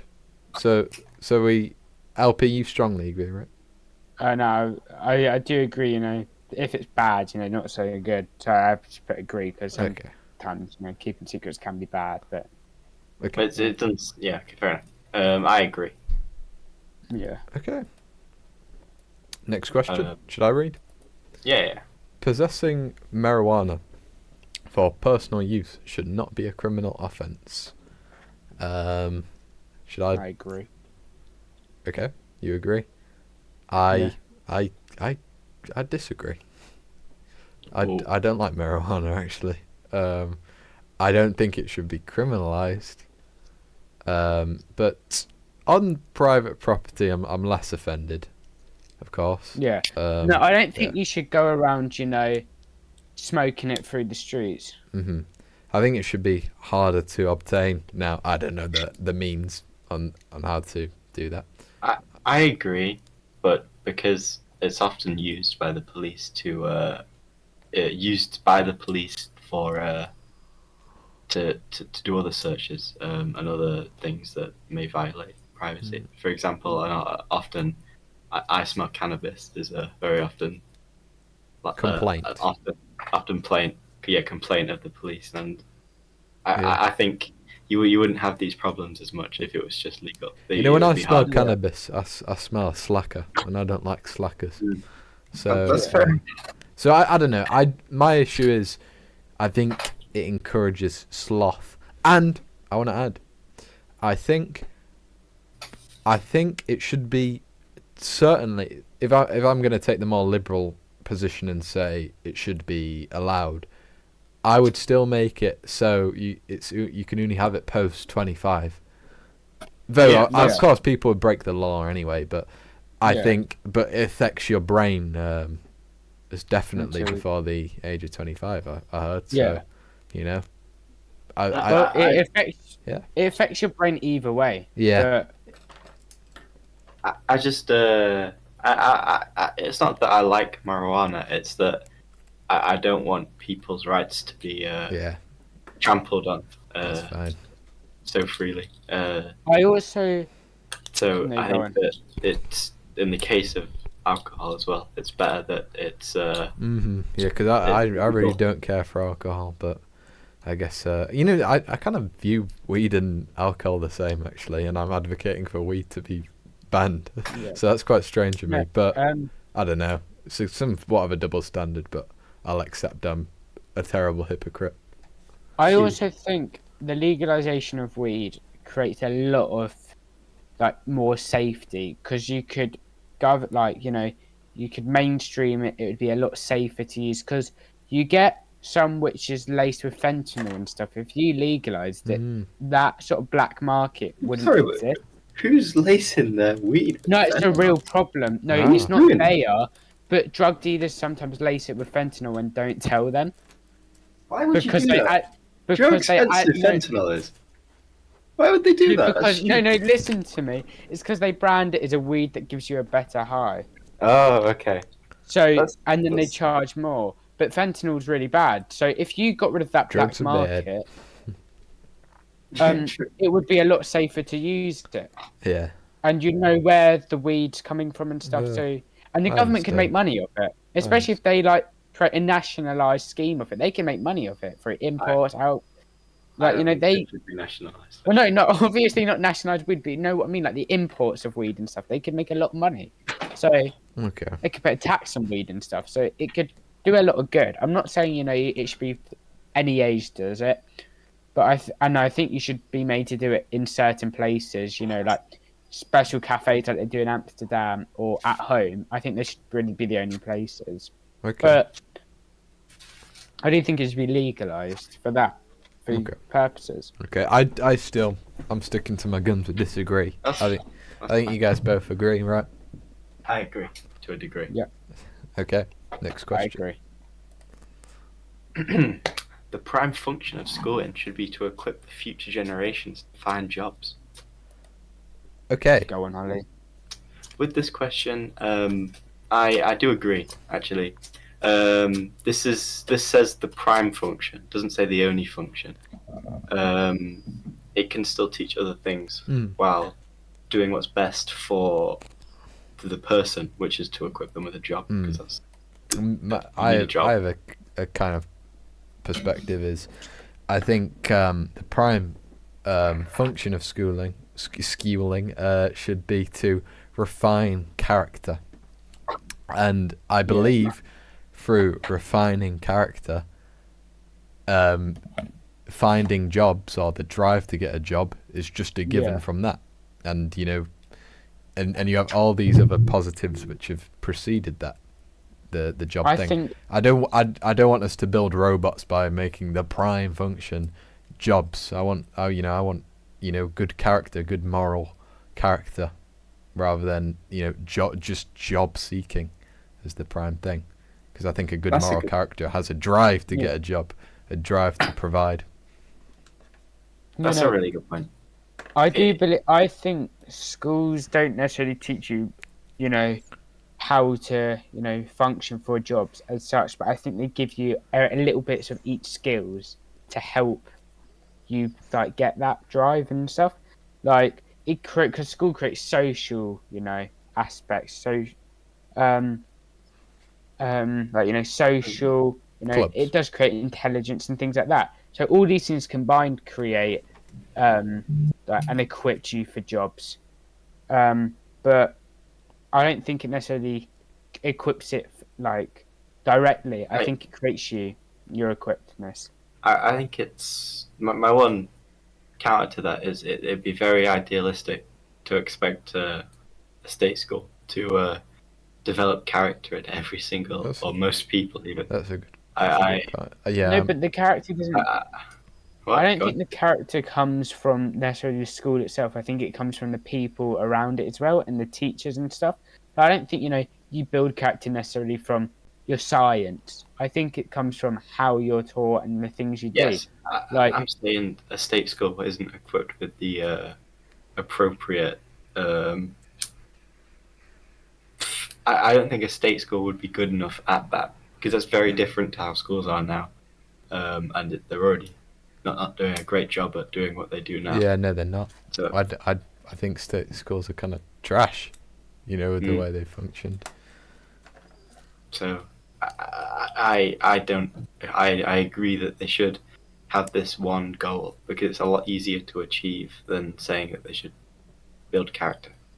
Or that's that's a fair criticism, because building character, that is quite abstract. I agree, and this one goal is quite clear. This schooling. This getting a job goal is as clear as can be. I don't think you can necessarily though equip someone to get a job if they don't have social aspects, or they don't have basic courtesies and things like that which you gain from school.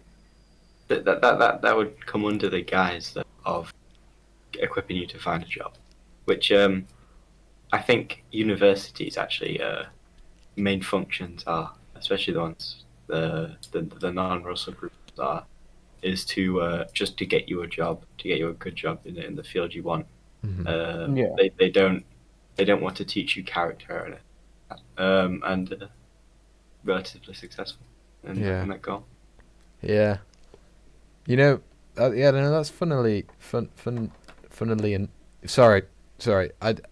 That's one complaint which I have about the non-Russell Group unis, or rather maybe even Russell Group unis as well, is that I think the university has radically changed.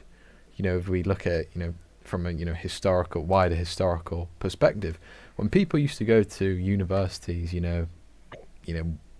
maybe even 50 years ago, 60, people were seriously,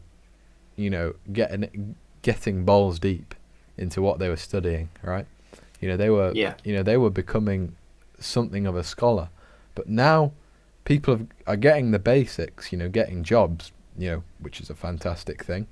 But there's less of this desire to learn in the universities. It's just people in America at least treat it as just this destination to party.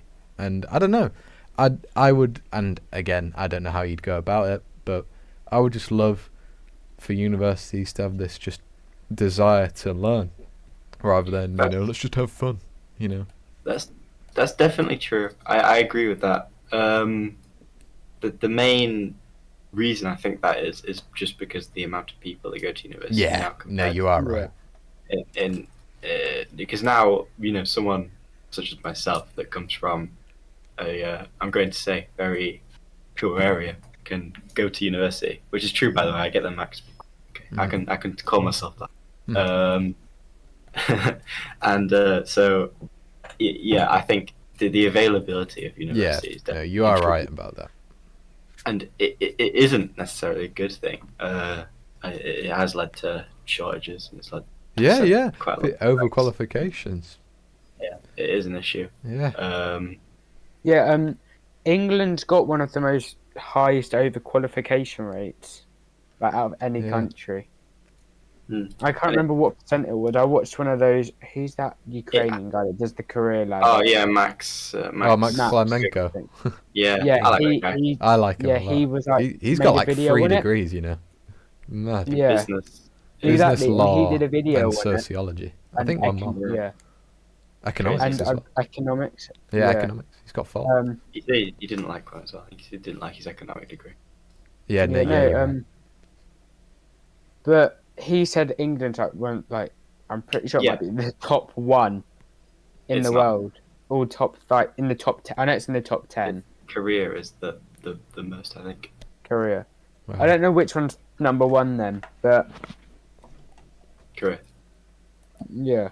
Anyway. I don't know where England is, but I know it's up there, high. Yeah. Yeah. But yeah. It's not even led to, everyone getting a good job and chasing jobs at all costs isn't necessarily a good thing because of the overqualification as we touched upon. Yeah, it's just led to outlandish things where to be a manager at McDonald's you have to have a degree in management or whatever. Yeah. Which is or you have to have anyone can do that. Yeah. I don't want to belittle managers at McDonald's. Yeah, but it's not a job for a genius, let's just put that.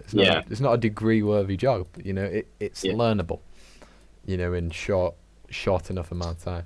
So I just disagree with this because of my whole character building. I understand it's abstract. Yeah. I put agree to this question. So can I just say, you were optimistic that we were going to get this whole quiz done today. We'll get it done. Don't worry. We'll see. We'll see. I've got to go at 10:30. Okay. What? You said 11? I know, but it's not dilly dally. So I disagree. Okay. LP, you. So I've got to do reading. I put disagree. And Ollie agrees. Okay. Right. Next one. People with serious inheritable disabilities should not be allowed to reproduce. I disagree. This is just I disagree. eugenics, but I would say they probably, honestly, if we're just being realistic, they probably do it at a less rate because it's not a very favourable. Yeah. It's like, I think you should be allowed, obviously, right to reproduce and all of that. But I think it should be, very much discouraged if you've got. I think if obviously I can't comment entirely because I don't have any. Yeah. As far as I know, but I think there'd be like some moral. Like, do you remember that video on TikTok that went famous like a few weeks ago of the two like people in a wheelchair who gave birth and they had a disabled child? Can't say I did. It was a black family, like disabled. Like you probably did see the video. It went viral. I don't know. I just think they probably shouldn't, but I'm not gonna pass any laws. It's my perspective. Yeah, it seems slightly wrong. I wouldn't birth a disabled child. Yeah, I'm gonna disagree to this question. Yeah, I disagree. Based just on the grounds that they can do what they want. This right, I'll get it up. I'll send this to Jamie. Okay. Thank you, Jimmy. Right. Thanks, Jim. Jamie? All right. So LP, do you disagree? If Jamie wants to have a look at this, just so he knows my point. Where was it? Yeah, I put disagree. Okay, next question. I'm reading it. The most important thing for children to learn is to accept discipline. Links to the prime function of schooling. I don't know how I'm saying schooling. Question. I tend to agree because discipline covers a lot. Yeah, discipline creates manners and then creates things like discipline. Like if you got discipline, there's discipline on everything. Discipline with revision and homework. That's a form. It covers a lot. Do your homework. Yeah, it's very wide scope. I put agree to this question. Same. It's discipline is a great thing, obviously. That carries you a long way. If you can be disciplined and in any subject, you'll do better than most people. So if that quite can be the virtue. Yeah, it's a good way. If you're undisciplined, you're not going to go very far, because you're not going to have motivation. I think this is talking about discipline as in above an authority. But even then, I somewhat. I agree. Yeah. I think this is quite a quick question. Yes. Okay. We all agree. Just agree. I think the next question we're going to have fun, and I think we're all going to agree. Okay. It's Ollie reading. Okay. There are no savage and civilized people. There is only different cultures. And I disagree with this question. I think I strongly disagree with this question. I strongly do. I'm in between strongly and disagree. I think if Europeans, let's say one nation in Europe, just literally any random nation in Europe started acting like barbarians, as barbarians used to be, they would be ostracized. People would be calling them lunatics. But could that just be our culture? But apparently in the East, or Africa, that's just a different culture. Oh no. Yeah, well, cultures have economic benefits and they have economic what's the opposite of a benefit? Sorry, a drawback. Yeah, drawbacks. We shouldn't just be like, let's just let them. It's just a different culture. No, it's not. I mean, if you looked at this from a scope of, let's say 10,000 years ago, something like that, when we're all cavemen and stuff, looked at it from that scope, then I would agree with this, because there hadn't been an established set of morals. But, with Plato and, Socrates and, the Greeks and the Romans and all these different, and the Chinese even, and the Middle East, all these cultures creating sets of morals through religion and things like that. Mm-hmm. Even the most, far-fetched sort of civilizations had some sort of influence culture-wise and morally. Mm-hmm. Unless they've never experienced, human contact. But then I guess you can't really say that they're savage or uncivilized because you don't know. Unless Well, they probably are. you don't know what's going on. But I think I don't think there are different culture. Like, I think there are savage and civilized people because of the morals we've set up, historically, prehistorically, things like that. Yeah, that's a good point. I'd just say everyone was everyone was savage. Yeah, everyone's been uncivilized at one point. It's not bad. It's not. Like we said before, like we said in episode 7. Yeah. Everyone's been uncivilized, but people become civilized. Yeah, through self-sufficiency. You're saying it's a good point you made that culture has been used as a veil to excuse barbarism. We shouldn't treat them as just another culture. No, but we should try and civilize them. Not militarily, just how let's just give them. I don't know what the fuck. In the right direction, I actually don't know what the hell you do. A moral compass. I don't know what you do, but you give them something. Yeah, good. Hey, that's bad actually. You can't exactly pass down a copy of Plato's The Republic and things are just going to sort out. I mean, that's what they did with the Bible. Exactly. But through the thousands of years, some society has got to cultures that we don't have contact with now. Even cultures have broken off from bigger cultures and things like that, and they've all been basically every culture, I'd say, has been affected by some historic set of morals, whether you realize it or not. So they can't just go, oh well, they're uncivilized. They have no morals. We can just say that their morals suck, though. Yeah, we can also exactly. Say that. It's not an excuse to dehumanize them. It's just It's just you can still count them as savage. Yeah. I think the Taliban shouldn't just be treated as another culture, actually. Yeah. Yeah. No. I thought I'd have more to say about this, but no. No. Maybe widow burning. Before, Yeah, we have. Maybe widow burning actually isn't so good.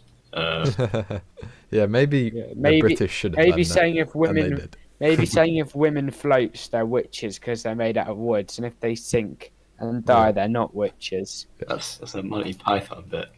No, but it's true. That's genuinely one of the ways I used to test for witches. I disagree. Okay, I strongly disagree.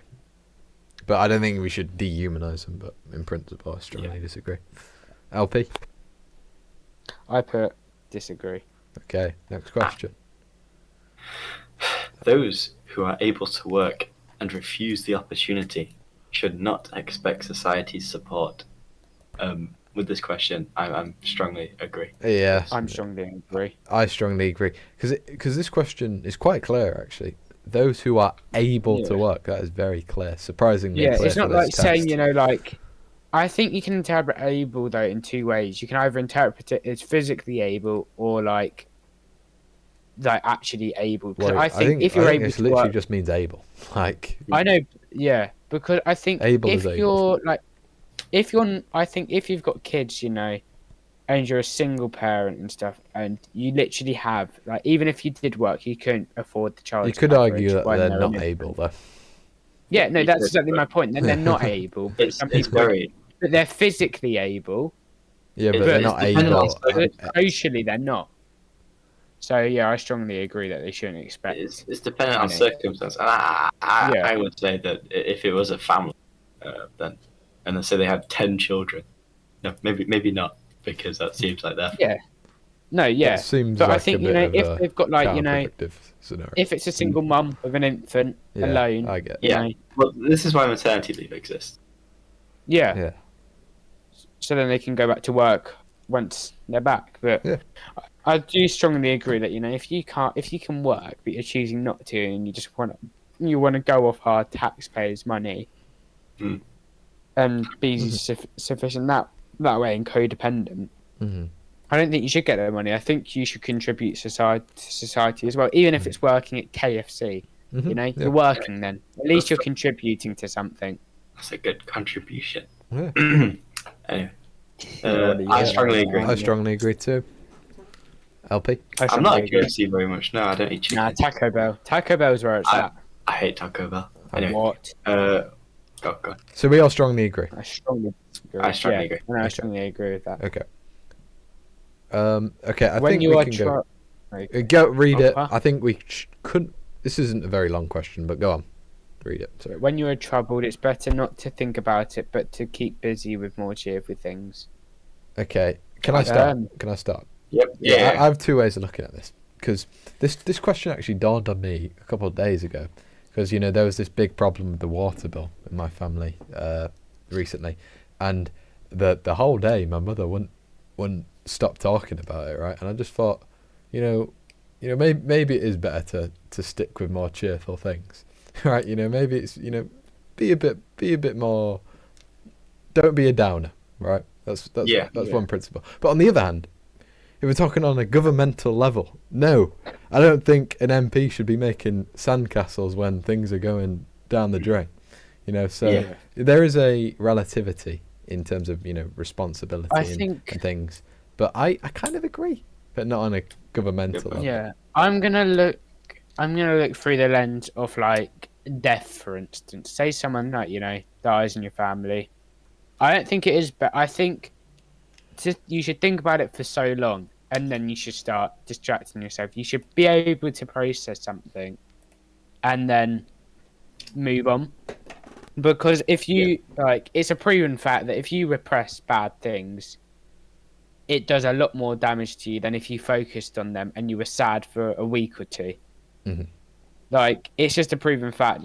I have counselling from things. I'm not going into it, obviously, but where I've repressed emotions and things like that, I've now had to get my own help through that because of that repression. Mm-hmm. So I do think that you shouldn't just focus on the better things at that point. I think if you're dragging it, if you're dragging and it's it's been a month and you're still down in the dumps, then you should obviously distract yourself, because then that'll you'll do good things and you might better yourself. Mm-hmm. But I only think you should be able to focus on the negative thing, because that's how your brain processes, by focusing on that. So I disagree, just because of the fact that you should focus on bad things and then eventually work up to focusing on the better things. Yeah. Looking at a solely, I'm going to say, pragmatic choice, I would probably say I disagree. That you probably should focus on what's wrong and fix it. This doesn't apply to a lot of things. I say sometimes quite a lot that it's probably, if you can't change them, it's probably not better to focus on that. But this specific, very good analogy. This specifically says when you're troubled. It suggests to me it's something that can be, can be fixed. And in that case, I would disagree. You probably fix it. It's strike the iron while it's still type thing. Yeah. Okay, I agree to this question still. Ollie disagrees. Yep. LP. I disagree. Okay, you disagree. Okay, next question. First generation immigrants can never be fully integrated within their new country. This is kind of tricky for me, because you can never rule it out, of course. No. I think it depends when they moved over. I don't know, to be honest. I disagree. I think, depending on, obviously, when I think of a first generation immigrant, I think of someone that has quite a lot for the country that they moved to. So that's not always a fact. It's someone that tends to want to integrate. Mm-hmm. A second generation immigrant, maybe not, but a first generation, probably does want to integrate. Just out of it's kind of the thing. It's the second gens, the third gens who disassociate more. So yeah, that's a good point. So I also think about what age they moved over here. Like, say they were a first generation, but they moved over here when they were 4, on a boat without their parents or anything. They're the first generation of their family to move over. Because they're so young, I think they could integrate easier than a 60-year-old moving over here. I've only got 20 or so years left. It also depends on how many other of the same, kin are moving over as well. Because there's little incentive to integrate if you've got, loads of other people of the same background moving into the same area. Like, what is it, Tooting in London or something? One of those areas. It's literally filled with Indians. There's Hindi signs. They have no incentive to integrate, learn English. There is none at all. So those people will likely never be integrated. That's a really good point. When I was thinking about this, I was thinking it through the lens of, say, an Asian migrant to America, because I think that most of them really, really do like America, like a lot. Yes, they're quite patriotic, which is obviously a really good thing. But that example somewhat shatter it that you bring. Yeah, it depends on. I don't know. Also depends geography and so on. But I'm just going to disagree because you can never say never. Yeah. Yeah, I disagree as well. I do think it gets harder with generation. Obviously, you say, "Oh, but they've lived here." That doesn't excuse their behaviour and disregarding law because they're second gen. Yeah, no. So where do we all land, Ollie? I disagree. Okay, so we all just disagree. Okay. Yeah. Okay. Next question. What's good for most successful corporations is always ultimately good for us. I'm going to say no. I don't like what Nestle do, actually. I can think of an example of Boeing. They get cheaper planes, they make planes cheap and stuff.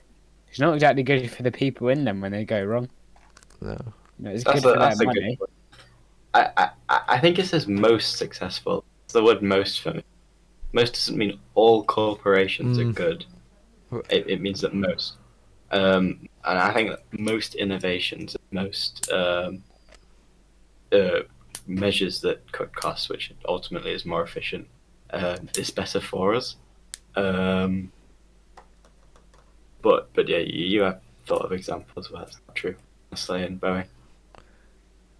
Yeah. No, I understand that benefits come, obviously, we can get more shit. But I do kind of care, where that comes from, Yeah. It's like who had to die for this? It's like I've never ordered anything of Temu or anything. Like my friends have and stuff, but I don't really agree with the whole data thing. Yeah, and not even that, just the factories. Yeah. It's all child labour and stuff. I don't want just because I can get something for cheap and they're producing something cheaply. I've watched documentaries about Temu and Etsy and stuff. Right. The workers get paid about £1 a day. So these children, they shouldn't be in the factories. They should be in the mines. They should be in the mines instead. Here comes the northern view. Okay, I disagree with this question. The word most really is what stands on my agree with this. Okay. But it depends what sort of. I don't think most corporations are actually that good. I think the small, corporations are good, but I wouldn't say they're the big successful ones. I think most big corporations you hear of have bad things going on, and even if they're covered up. If I answer that question, you'll make me sound like a bootlicker. So I'm not even gonna answer it. Plead the fifth. Yeah. I disagree. Ollie agrees. LP. I disagree. Okay. No broadcasting. We've had no strongleys. Yeah. I don't strongly. I've had a strongly. Okay. No broadcasting institution, however independent its content should receive public funding. Sorry. I agree with this. Yeah. I don't. No, I don't particularly care for state-run media. You know. No. Yeah. No, but I don't think BBC's necessarily state-run media. It's not Yes, very. it is. It's not very stately though. You know, there's not necessarily Yes, it is. North Korean sort of style stuff. Well, it's going not. on. Just we don't have to load that question right there. You know, just because it's not North Korea doesn't mean it's not state-run. You know, it's supposedly I don't impartial, think but it's not. You know. Yeah. That's a good. Yeah. No. Obviously with that TV license, I just don't pay mine. But yeah. You use BBC though. Do I? Yeah, That's a do good you? question. Do I? Oh, come on, man. They're No, going to be raiding you. No. soon. Okay, I don't watch Okay. anything live on my TV. There you They're go. going to be raiding you. Uh, Nah, it's too late. The cat's out the bag. I don't watch any live media on my TV. I only watch Netflix and YouTube. There you go. There you go. You're in the They're clear not. now. They're not bothered now. I agree. Yeah, I agree. I agree. Yeah. LP. Okay, moving on. Wait. Well, where does LP stand? I put disagree because it's just because BBC do some good shows. State-run media still come up with good things. Disagree on what premise? What the fuck did you come from, man? We're doing a podcast, man. This is. Yeah, you're in the middle of our podcast. This is honestly. Mate, did you not see the I'd usually recording? be nice, but this is honestly quite a disturbance. Look, I'm going to move to the podcasting. Please don't disturb. Thank you in advance, champ. Yeah, it's fine. He's good. Cut. I'm going to cut and move to podcasting. Yeah, Please don't yeah, disturb. Thanks in advance, champ. DNA, because you can't see it. Hello. No, I can see it. I'd normally be nice, but that was such a disturbance. Like I kind of got a heart attack here in another I heard one. him join. I heard him join, but I was. I didn't even hear him Yeah. join. I didn't even hear it. Actually there or not. I heard like really the didn't join want him sound. to. I looked over and saw him in it. I really just wanted him not to speak, though, just so I could. He's keep really quiet. thrown us off. Anyway, we're on to a new page anyway. Yeah. So, Yeah, page 4. right. It Restart. took us 3, an hour to 2, do. An hour 1. and 20. Okay. Okay. Restarting in 3, 2, 1. Wait. Hello. And we're on to page. Oh, hello. And we're on to page 4 here of 6. With the This mind is of about this- wider society. Yo. Okay. On to the first question. Our civil liberties are being excessively curbed in the name of counter-terrorism. I agree with this question. Obviously, Snowden, NSA, blah blah blah. Yeah. You know, Yeah. all- I understand. all things. Yeah. I strongly agree with this. Yeah. I don't care for I the agree, phone tapping but- things. You know. No, I agree, but I see why it is done.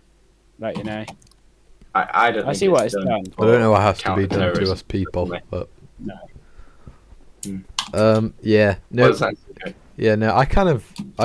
Obviously you're a cyber security guy, so that's kind of first thought for you. But I immediately just think too, we've got to be safe from the airport and stuff. So that's obviously justified. But the laptop stuff, going into our computers now, that is bad. I don't care for that. So I guess I do agree. Yeah, I do agree. Because I first would have disagreed, just thinking about the physical examples, but online, That's a good it's point. quite unjustified. To be honest. I never thought about it in real life, to be honest with you. Yeah. No, we come at it from completely No, different, no, I just completely my different first- areas.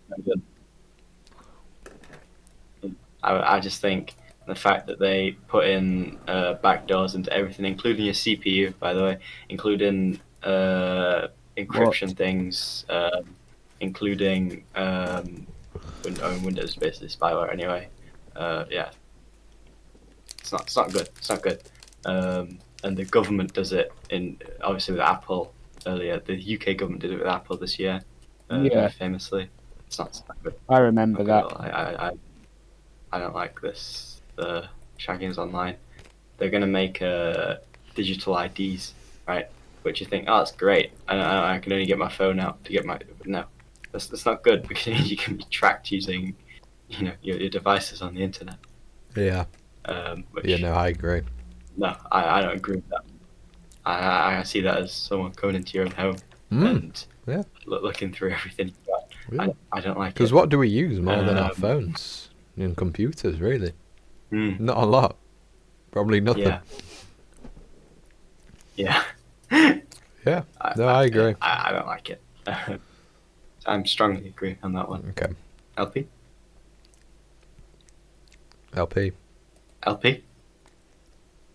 Oh, I agree. I agree. I just agree just because I was thinking about physical first. Yeah, that's fair. I'd not thought of that. Yeah. No. You are swaying me close to the strongly agree, though, I have to say.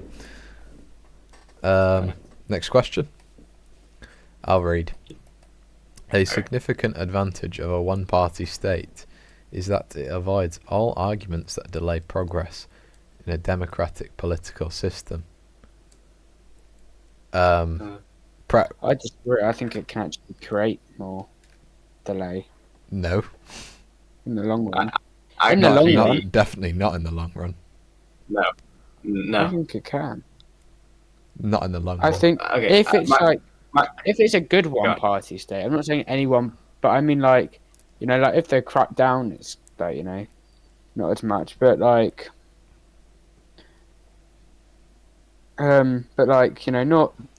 Nazi Germany, right? After a while, they stopped, making changes because everyone was eventually, they realised that everything was going wrong. So I think it does slow down after a while because they start messing up. I think that's just the fault of losing a war more than it is the fault of the not having democracy. I think you only have to look at what the British government did during World War II to see that it's probably better. Or any war, like Lincoln in the Civil War, the American Civil War, to see that it's a lot better in that situation to be fast acting, which is never going to happen in a democracy. Yep. That is true. I have to agree. Yeah, no. But LP was getting onto something there, with Nazi Germany as an example. They can certainly delay stuff scientifically. I'll give you an example. Nazi Germany said that the theory of relativity was like Jewish magic or something like that. So that I guess ignoring science there is of course delaying progress, and the democratic system is they are usually more into the whole science thing than ideologues. But I guess LP's blue pilled me to just agree. But I think just one power, they can get more shit done, rather than we have to constantly flip with these elections with wasted money. The amount of stuff that is spent on elections is ridiculous. People pumping their campaign out. But I agree. Where do we all land? I'm strongly agree. I agree. You agree? I would add that would be more ideology than the whole Nazi Germany thing. It'd be more ideology than system of governance. Mm-hmm. Yeah, that's fair enough. Okay, Ollie, I know you're going to be repulsed by the next question. Although the electronic age makes official surveillance easier, only wrongdoers need to be worried. No. I'd say I strongly disagree, to be honest. I strongly disagree.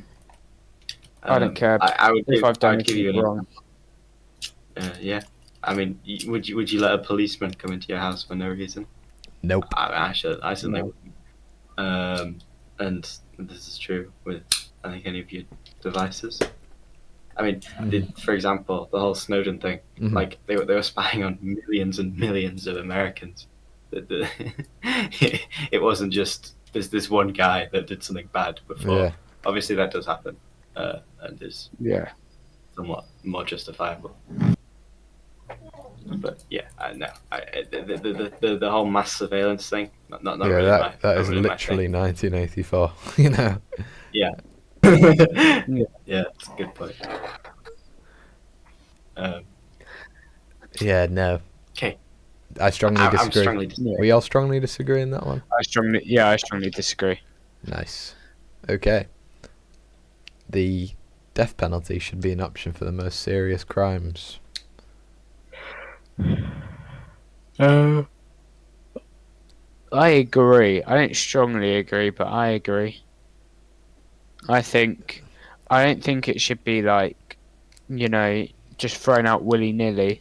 Mm-hmm. But I think, yeah, if you've killed a large amount of people, and you've done substantial damage, like they did at the Nuremberg trials, I think that's completely justified. Mm-hmm. They did so much harm, killed so many people. I think it was just the right thing to do by kill them. They don't deserve even the worst of prisons. They just deserve death. Mm-hmm. Some could argue torturing them's more, more painful and stuff, and that's very true. I don't think they deserve torture because that's really immoral. But I don't think they deserve to be on this earth. Living amongst us when they did what they did. So I think if you've done something so horrible, you do deserve to just, get it. I'm not saying painful, getting stabbed with bamboo sticks till you die, but I just think, quick injection and you're out. Mm-hmm. I don't like the injection. I'm more of a firing squad kind of guy personally. I'm more of a stoner type of guy. Go out and Okay.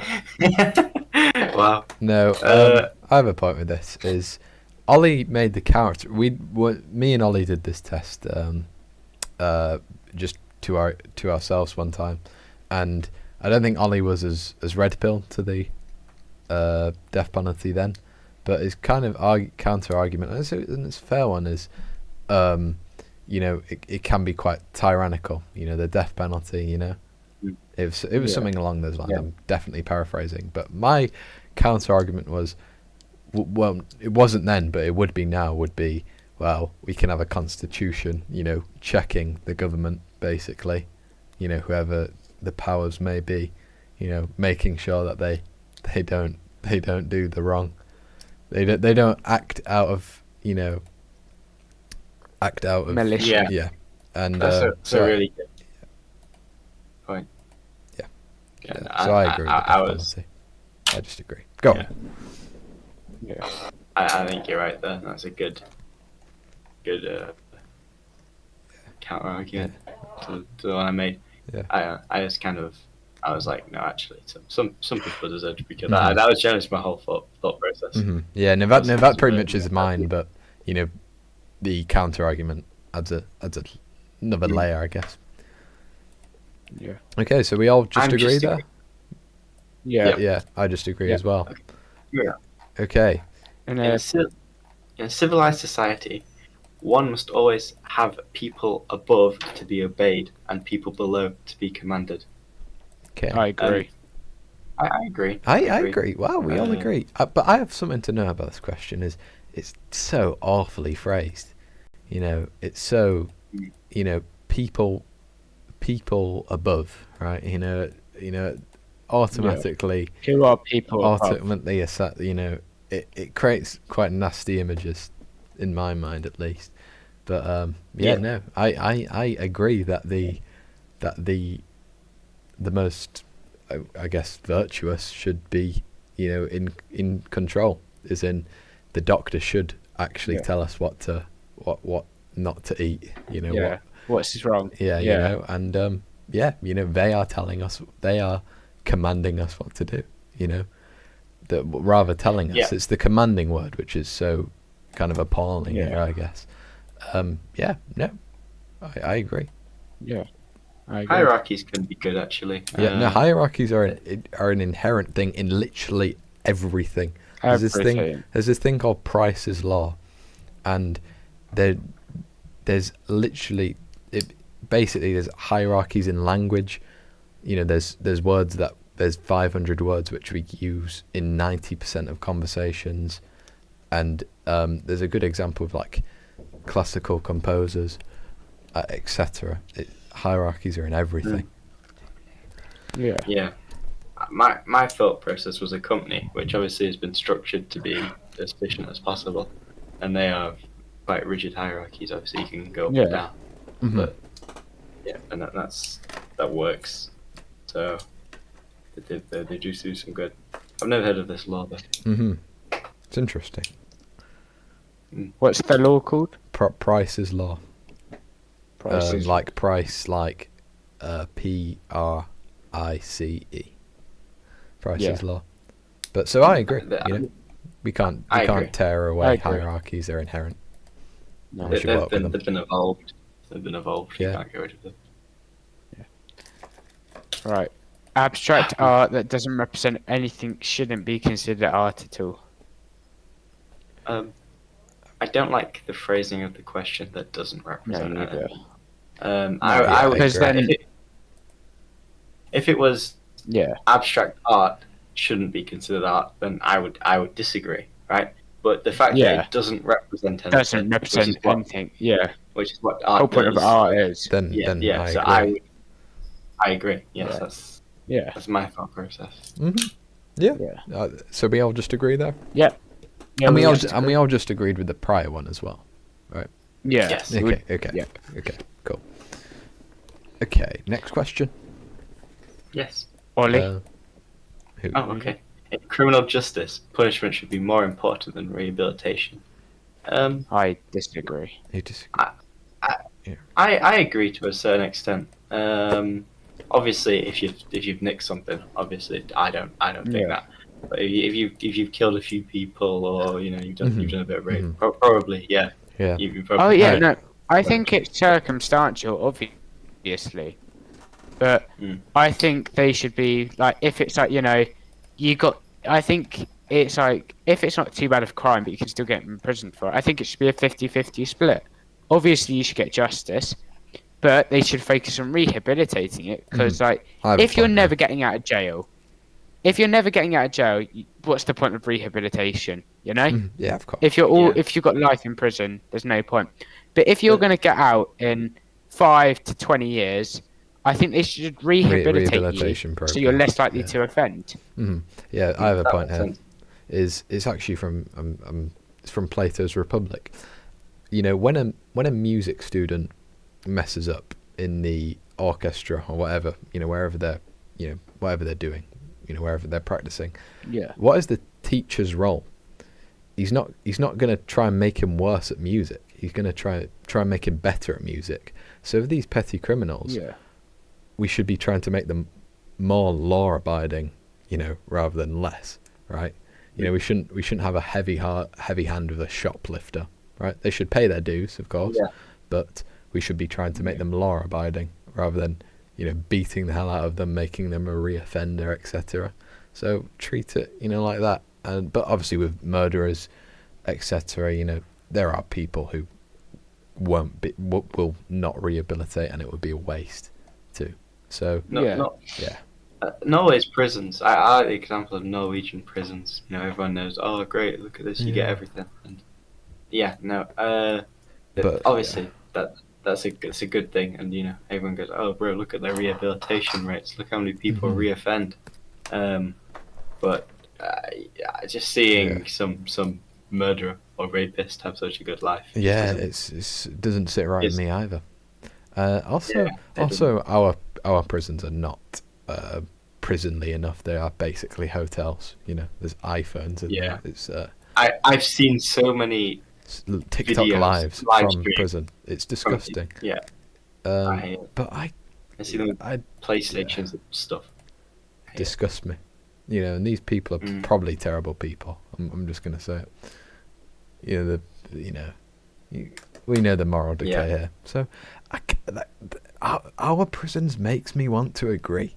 It's so weird, but I guess I'm just gonna disagree though. I disagree. So wait, do we all disagree? Wait, it's a waste of time trying to rehabilitate. No, I agree. Punishment But no, Wait, no, I know. That's I'm the getting question. confused. No, It's the punishment I one. do think we should rehabilitate. So you disagree? Yeah, I disagree. And Ollie, Punishment should be more important. Yes, I agree. okay, I disagree, but I'm kind of close. I'm kind of dry. Next one. It's a waste of time to rehabilitate some criminals. This should be pretty quick. I agree. We've just done that one. No, we didn't. No, we haven't. We just Wait, did what one in did we criminal just do? justice. Oh, yeah. So you disagreed with the one that LP. Yeah, okay. Punishment should be more important. Yeah, okay, yeah, no. Oh, no, I was looking at the other one. I disagree with the other one as well. It's a waste of time to rehabilitate some criminals. Yeah, I think... Actually, no, I do agree. Yeah, no, okay. Yeah, I think I we take all that just back. agree, right? Yeah. Those basically Yeah. were two joint discussions. Yeah. Okay. Yeah. Okay. The business person and the manufacturer are more important than the writer and the artist. I have an example of this one. Is who is more important, God or the prophet? God, right? You know what I mean? Yeah. So you have to give credit where the credit is due. The original idea. Yeah. You know, the business man is important, of course, vital, but he's not as important as the original maker. Yeah. No, he's not. Yeah. That's my opinion. No, I completely agree with you. There would be no art or writing if you didn't have the writer. The business person can only profit from that because someone has done it. Mm-hmm. You know, it's a chain. You know, you need the writer and the artist for the business person you do to need work. the businessman because Van Gogh was very unpopular, his paintings, so maybe you did need a businessman. But the businessman wasn't more important than him. No way. So I disagree. But I can't say strongly. I agree at this question. You agree? I don't really get my thought out. Yeah. Go ahead. No, Go I ahead. think just it is the word important is what makes or break this. You did bring a really good example with God versus the prophet, but especially the manufacturer. I would say you wouldn't be able to publish your art if it wasn't, as you said. It's that's generally just down to what you think important. Yeah, it's kind of an argument over the concept, isn't it? Really. So. Yeah. Okay. So me and LP disagree. Ollie agrees. Yeah. Okay. Quick. We're probably going to be able to finish this section if LP gives us some leeway. Yeah. I'm obviously going to give leeway. All right. Right. Who reads? I can read if you want. Yeah, go ahead. Yep. Mothers may have careers, but their first duty is to be homemakers. I disagree. Okay. I think I think you can balance it. You know, you can be a homemaker and have a career, or even the man can do it. I think men can be good fathers and step up. I think if you're a proper good dad, you should be able to look after your kids without the wife around. You know, I admit, mothers do have a better instinct in them sort of things biologically. That's irrefutable. But I think, realistically, if, the woman has a better degree, can make more money than the man, why should the woman not work and they have less money? I think at the end of the day, it's whatever is going to work best for the family. And you can balance it, like I said, the mum can work when the kids are at school. I got that. I think that homemakers is what, if it was children, then I think children are more important than a career. And I think that would be my main point of contention. That's basically my point as well, but go ahead. If they said fathers, the same thing, but with fathers, I would also agree. Exactly my point. Father should also put their children above their career. So I agree with this question. My point is the same. It was funnily enough Ben Shapiro who nailed it on the head. Is if it was fathers, I would also strongly agree, because if you're a parent, you know, it is kind of your duty to you know, raise your children well, you know. And yeah, but they're wording it. No, but the issue is they're wording in a way which is only the mother's duty. They're not wording it in a way where parents may have. I agree that it is the mother's duty, but I also believe it's the father's, right? Yes, I said if there was another question below it that said fathers, I would agree to that one too. Yeah. But yeah, it just is mothers because that's just motherly care, I guess. Yeah, it's just seen as more important. I guess that. Yeah. I do agree. I may even strongly agree to this one. I'm gonna strongly agree, but I would also add that I strongly agree with the fathers. But you know, yeah, if you word it like that, then I agree. It's your own opinion. We allow freedom to debate with this. Yeah, no. A lot of it is about tackling the abstract, how we view the abstract in these questions. So if you disagree, you disagree. Yeah. You know, fair enough. It's what you see in the question, pretty much. Yeah. So okay. So I strongly agree. I agree. Ali agrees. I agree. LP disagrees. Yeah, I disagree. Okay, nice. Next question. Who reads?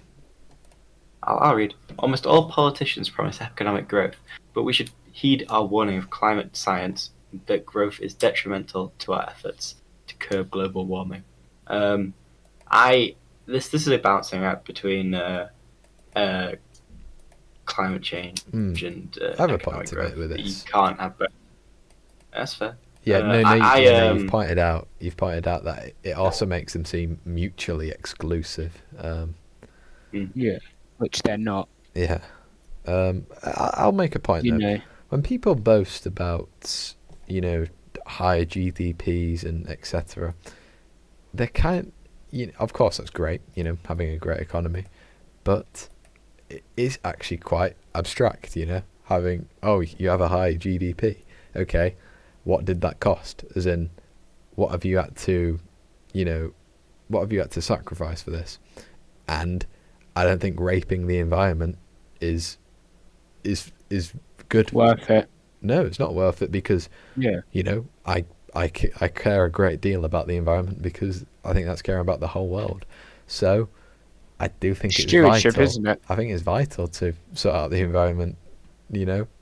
You know, it's incredibly rewarding in the long term. Also, they do come hand in hand, you know, like, for instance, we can like have economic growth and like curb global warming, you know.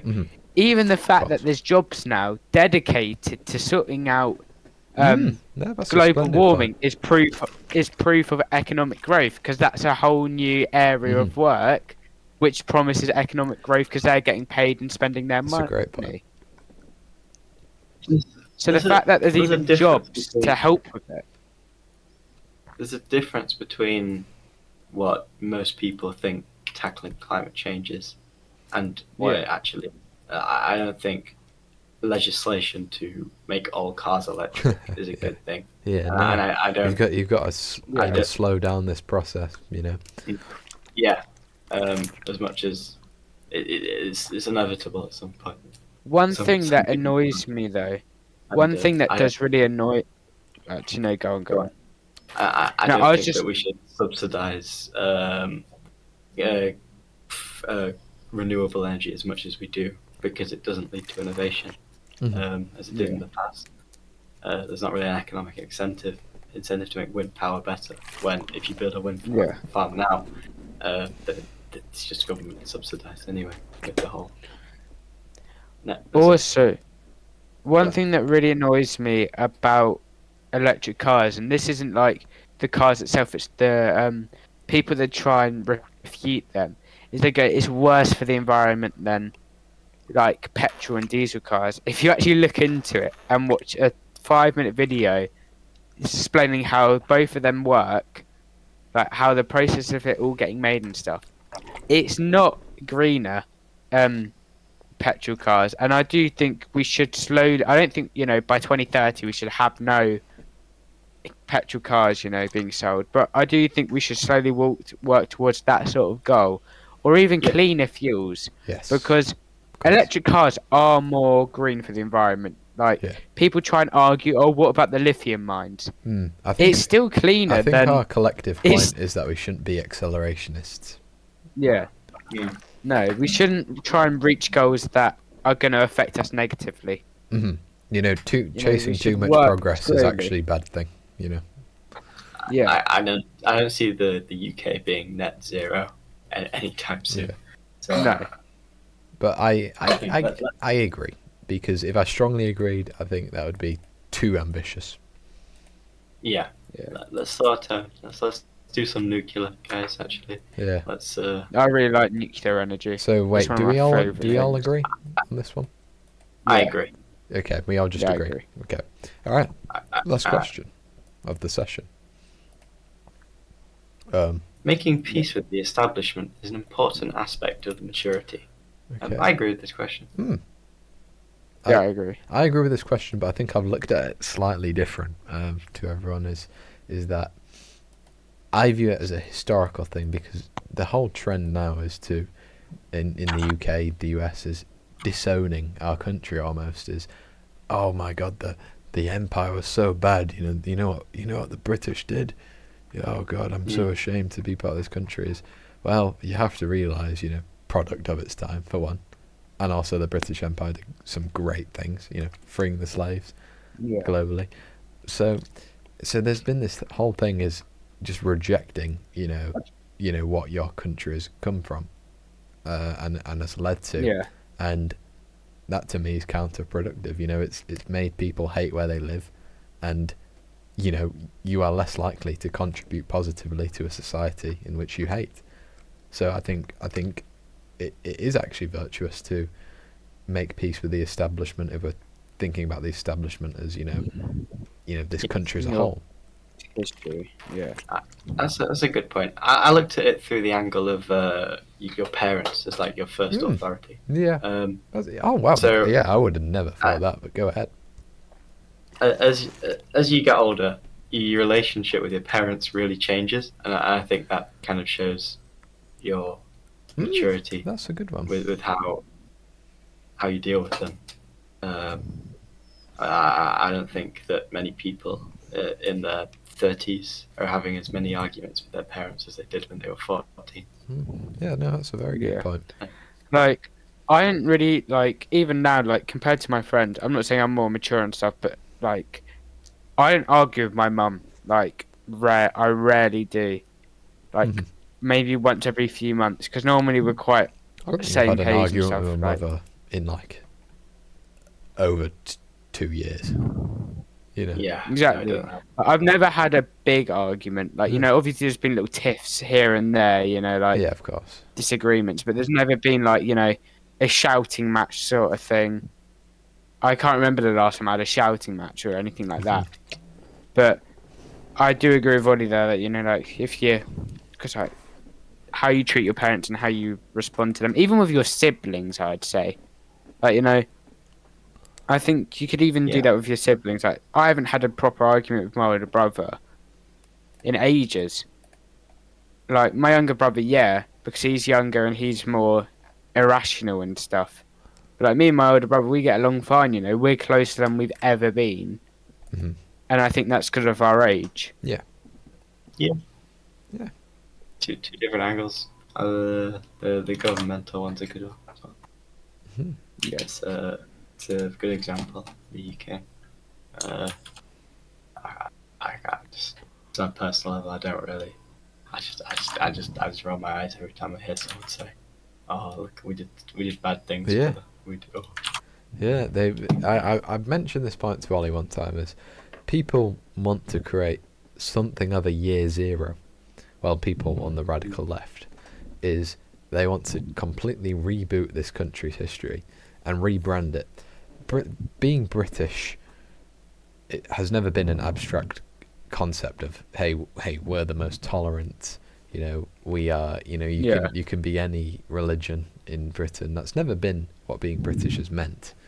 And by the way, I'm an advocate for religious freedom in of course in a moderate sense, but but they're trying to rebrand Britishness, and they want to reboot British history and disown everything on what this country has been founded on, and that is bad. That is what Pol Pot did. That is what the French Revolution did, and both were pretty evil, to be honest. Not that King Louis was a great guy, but yeah, I just think you've got to accept where you've come from, and the immature. It was like that question we had earlier on in the test, where it's like you should never be proud of your country because you couldn't choose where you were born. Yeah, it's like it's completely wrong. You should be proud of it. You can not be proud of some of the history, but you should always make peace with it and be like, oh well, we did that. We've reformed now. Yeah. So times have changed. just like you don't see Germans dwelling on what they did in the past. Yeah, no, and you don't see the Japanese either. Yeah, no. Yeah. They just deny you don't it. see like. So the Turks. Yeah, I was thinking of them straight away, actually. Yeah. I know. It's somewhat impressive. I don't know how. I can understand why you would be being told it's bad your entire life. Probably does make you think it's bad, but it's somewhat impressive. To be proud of, guys. Yeah. Anyway, I just agree to that question. Everyone else? Wait. Making peace with the What did she establishment. say? About I agree. Okay, nice. Yeah, and we are done for tonight. All right. hello, and we're back again on page 5 of the political compass test. The first question being, astrology accurately explains many things. My personal stance on this is disagree. Disagree. Only disagree. Is it like about star signs and stuff? Yeah. Yeah, that is. I strongly disagree. I hate them sort of people. Oh, I think Nice. determinism has a bit to do with it. But yeah, like the guy like Loser Lane and Winner Wayne, and like Thomas Lawyerville. I think if you go on. No, finish because I've got a question, but it'll be best after. Okay, because if you think something is going to happen, it probably will. So that's my opinion on that. I think it has merit only because people think it has merit. Right, that's an interesting way of looking at it. So it's the thought which is giving astrology power, right? That's a good fun. Yeah, okay, that kind of answers my question. It was like, what's stopping you from strongly disagreeing? So no, that's a good way of looking at it. It's like the whole, I guess, like switch it to religion accurately explains many things. Of course, people are gonna be. Of course, it's gonna accurately explain many things because there'll be people trying to go after prophecies and such. But I'm gonna look at this like, does it metaphysically does astrology have any metaphysical merit? I'm gonna say no. No. And so I strongly disagree. But I like Ollie's way of looking at it though. It's a clever way. Yeah. Okay, so I'm disagreeing. Yeah, you just disagree. I strongly disagree. LP? I strongly disagree. Okay, nice. I'll take this question. Well, I'll read it. You cannot be moral without being religious. Who wishes to answer first, or should I start? Or you take it away, man. My thoughts is a casual disagree, but my observation here is that barely any of us, right? An extraordinarily small percentage of us, we barely have any understanding of like morality. We've never really gave it a thought, right? Whereas I think a religious person in today's day and age has likely thought about morality a lot more. Because actually I saw a podcast clip with Alex O'Connor, funnily enough, where he was a bit disappointed in atheists today, because most people that you'll meet in the UK will be atheists nowadays, but his complaint was that they haven't really thought about it, whereas the average religious person today has actually gave quite a bit of thought about their beliefs. So my point is there's more of an attentiveness which comes with religiosity, which may make you more moral, but I still casually disagree. I think, I'm not particularly religious, but I would claim to be moral. I guess I'm not evil. I'm not too bad. I mean, I think all moral, like a lot of morals, do come from religion. It's just like a fact. Yeah, but, of course. But I don't think you have to be religious to follow them. Of course. It's just embedded in society now. Yes. I think I saw the same clip that you're on about. It was these the two guys, other guy. And no, that's a good thought with it. I probably have put more thought into it. Yeah. Which is why I would probably be a disagree as well. But the basic premise of you cannot be. Yeah. I just. Yeah, it's quite silly. Don't agree with that. Yeah, it's quite silly. There's plenty of moral atheists out there and non-believers. So I just disagree. Do we all just disagree here? Yeah, I just disagree. Yeah. I just disagree. Okay. Next one. Because I disagree because I think all, like most morals, have religious, underlined. Yeah. Okay. Charity is better than social security as a means of helping genuinely disadvantaged. I don't really know. I guess I agree, but I also do think there should be charities are very limited in what they can do. Where social security, because it's government ran, it's much more widespread. Yeah. I'm not too big a fan of welfare. No, I think people who abuse it shouldn't get it. If you can work and you're choosing not to, what's wrong with you? But I think if you've got a disability and you can't do a job that would earn you enough to live, then I think it's fine. But I don't think most charities can get to every single person because they don't get enough funding, a lot of them. So I disagree because social security is much more widespread and it's a lot more available to the people who need it. But I do think charities can be more effective in what they do. Yeah. That last point got my point. I think that charity is more effective, I believe in the free market. Yeah, same. And the government isn't exactly known for being very efficient and effective. No, they're not. And I don't think we should apply that to social security or welfare. Yeah, no. And there's a point which Hoppe makes about how welfare actually subsidizes the condition. Like, for example, you have,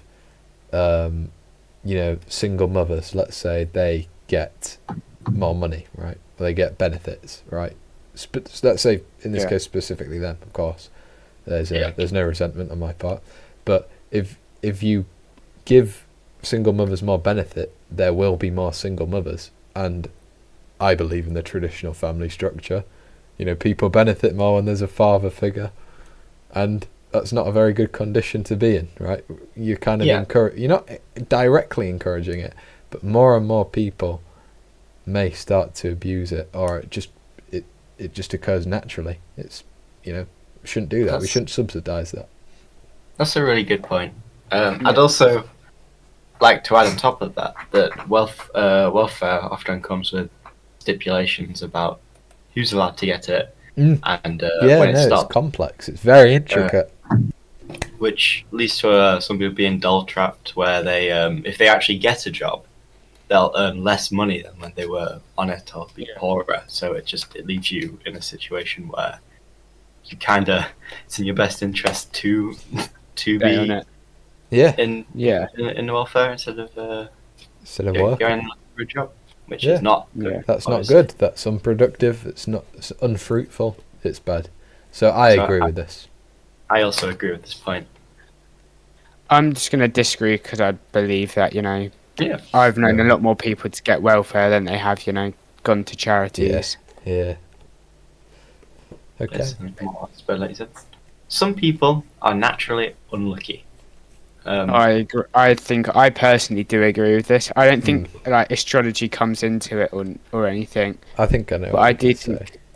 But I do just think some people are just born. Well, not born, but they just are in unlucky situations. Which like you're born with Down syndrome. That's unfortunate. Yeah. Yeah. Or I've got. Well, I won't call him my friend, but this person I know who goes to my cadets, he has just got the most unlucky life ever. He was talking about it. Like he's had multiple people in his life die within 4 people die within the last year. Like his animal died like a day after one of his friends died, sort of thing. And then you just think, and you don't hear many people like that. So I do think some people are just unlucky, but I don't think there's bad omens or not. I think it's just chance, and some people just get that. Yeah, I agree. Yeah, no, I agree. It's quite unfortunate to be born in that way. Go on, sorry.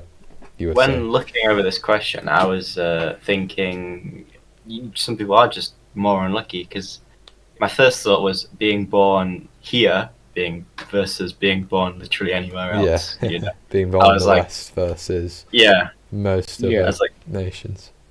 It's purely down to luck, and you're just generally unlucky if you don't let to live as good a life as say I do.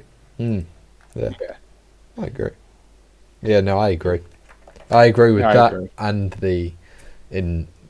genetically as well. If you're born with Down syndrome, or you're born as not an identical twin. You're born conjoined twins. That's very unlucky. Yeah. So I agree. I agree. Yeah. No. I definitely agree. It's you, hippie. Right. You want me to read? It is important. Wait. So we all just agree there, right? Yes. Okay. Yeah. It is important that my child's school instills religious values. It's very now. This is a very vague one, because what are religious values? Because religious values can overlap with nominal, values, which aren't attached to religion. But let's take it as this. Well, at least I'll take it as, will there be any religious ceremony at at school? Religious teachings and stuff. Yeah. I think it's important. I think it's important they learn about different religious cultures and stuff. Right. I think that's important. I don't think they should be forced to. Obviously, if you send your kid to a religious school, be expected. I'm not that's stupid. Yeah. Yeah, but I think if it's just like a normal Catholic school, not Catholic, just a regular school, no religion, state school. I don't think it is important. I think they should teach about religion and stuff, and go into them sort of go into depth about that sort of stuff. But I don't think you should really be instilling values like that. Yeah, you are right with the vagueness point. It is quite a vague. All of it's vague. School, state school, religious school. Yeah. Religious values. What religious values? I think me and Ollie actually have shared the same grievance, that I find it awfully strange that the state teaches us about religion. Yeah, I agree. I don't think they do a very good job, to be honest with you. No. Yeah. I obviously I wouldn't want a state school to teach religious values. Teach that one religion is correct. Yeah, we're not building a confessional state over here. I don't know. If I was religious, absolutely, but but I'd obviously want it done at a private school. I don't know. I really don't know what to think about religious ceremony, because that's how I'm looking at it, put into school. I don't know. I'm going to disagree. Yeah, I disagree. I'm also disagree for this question. Depends on the school, depends on what values. Awful question. Yeah, terrible question. Maybe the worst, actually. I'm not even joking. All right, is that a unanimous just disagree there? Yes. Okay. Yeah. And with LP as well? Yeah. Okay. Let's disagree. Next page. Page 6. Looking at sex. Yeah. Okay. Who wants to go? Yeah. LP. Oh, it's my go to read, Yeah, isn't go. it? Sex outside marriage is usually immoral. I disagree. You disagree. I don't think,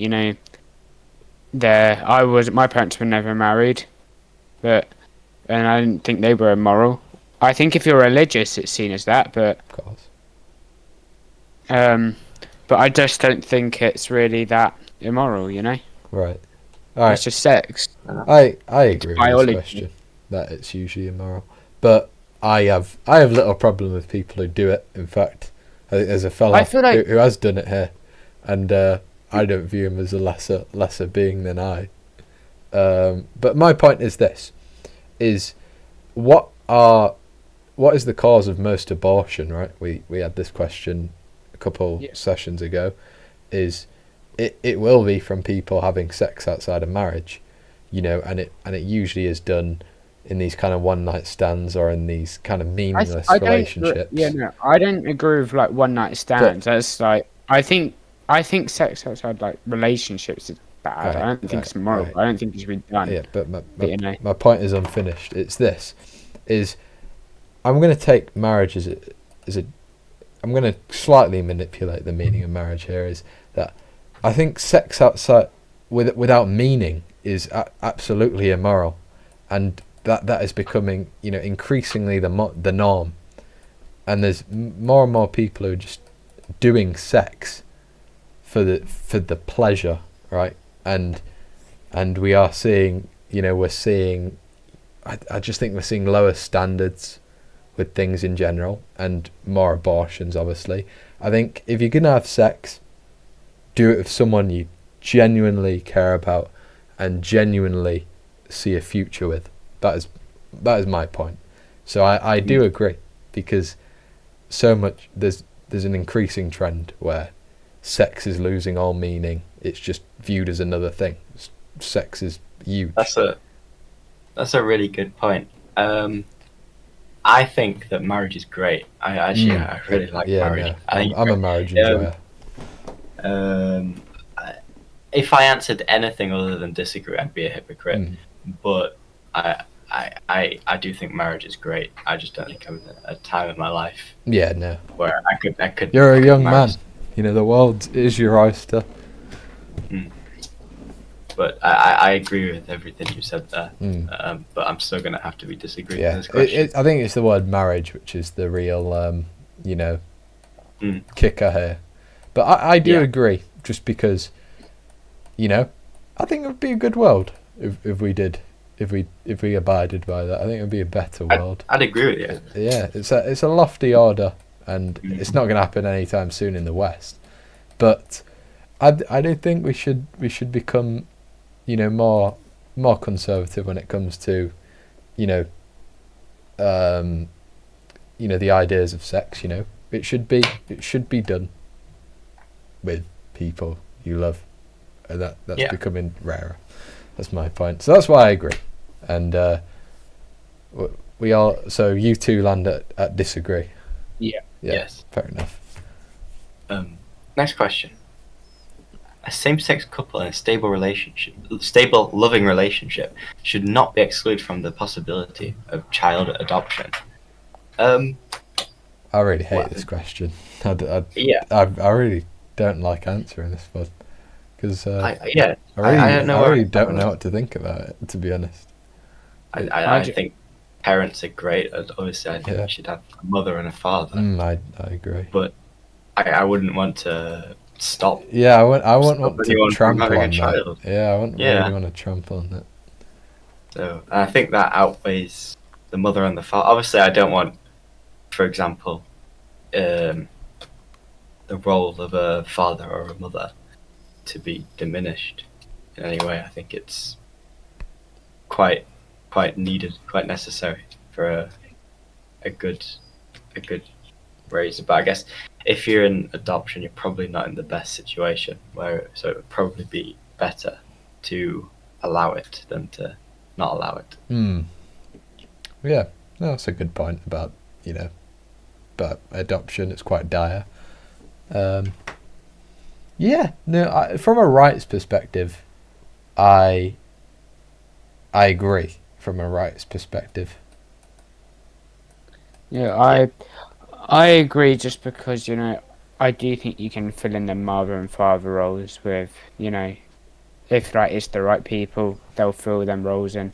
I don't exactly have a dad, but I don't think I've exactly gotten far with it, not far. I think I've developed quite well and stuff. So I don't think it's needed, but and it's good to have. But I do think you can raise a good child without it. And if they're a good couple, they'll have friends and stuff. They might, if they're a gay couple, they might have female friends in their life that sort of offer a mother figure or things like that. So that's why I strongly agree. So you strongly agree. I kind of disagree with some of those points. I think both parent figures are quite necessary to just looking from outcomes, of households. It's never good to have either a single father or a single mother. Yeah. I think putting saying, they'll probably just find a different mother figure or a different. Well, no, I'm not saying that, but they'll look up to people. Yeah. I'm not saying the parents will impose someone to do that. They'll be like, oh, well, you're going to be the mother. No. Yeah, people naturally look up to people. Yeah. I'm saying that would be putting a plaster on quite a big wound if you were to do that. I say it probably wouldn't help that much. I think the roles both parents play are kind of necessary in a good family. And that's coming from someone that didn't have they had a mother and a father, but not together. So that's just my point. I agree with this question. Yeah, I agree from a rights perspective, but my point is is more natural for father and mother, but I don't know. I'd feel a bit weird telling a gay person that I don't think they should adopt someone. So I agree. Yeah. So LP strongly agrees. Ollie agrees. Yeah. I agree, but I think Ollie had something else to say. No, that's the whole point. Yeah. I couldn't say no to that. And again, the desperation argument for me is well, not desperation, but the fact that if you're in adoption, you're probably not had the best life. You take what you get. Yeah, and I wouldn't want people to just not be adopted. So. Yeah. Okay. I'll read. Pornography depicting consenting adults should be legal for the adult population. I understand this is a tall order. I disagree because I don't like porn. I don't respect it as a business. But I understand that you can't really censor it online. It takes, you kind of got to go all in and start censoring other shit. If you want to, if you want to ban porn. But my policy would be, I know this infringes on the free market, but I think I have some philosophical. I think I deviate philosophically from the orthodox view of freedom, but I wouldn't allow pornography businesses in my country. No, I wouldn't allow that. So, but I won't exactly go all in and banning it online, but I won't allow the businesses.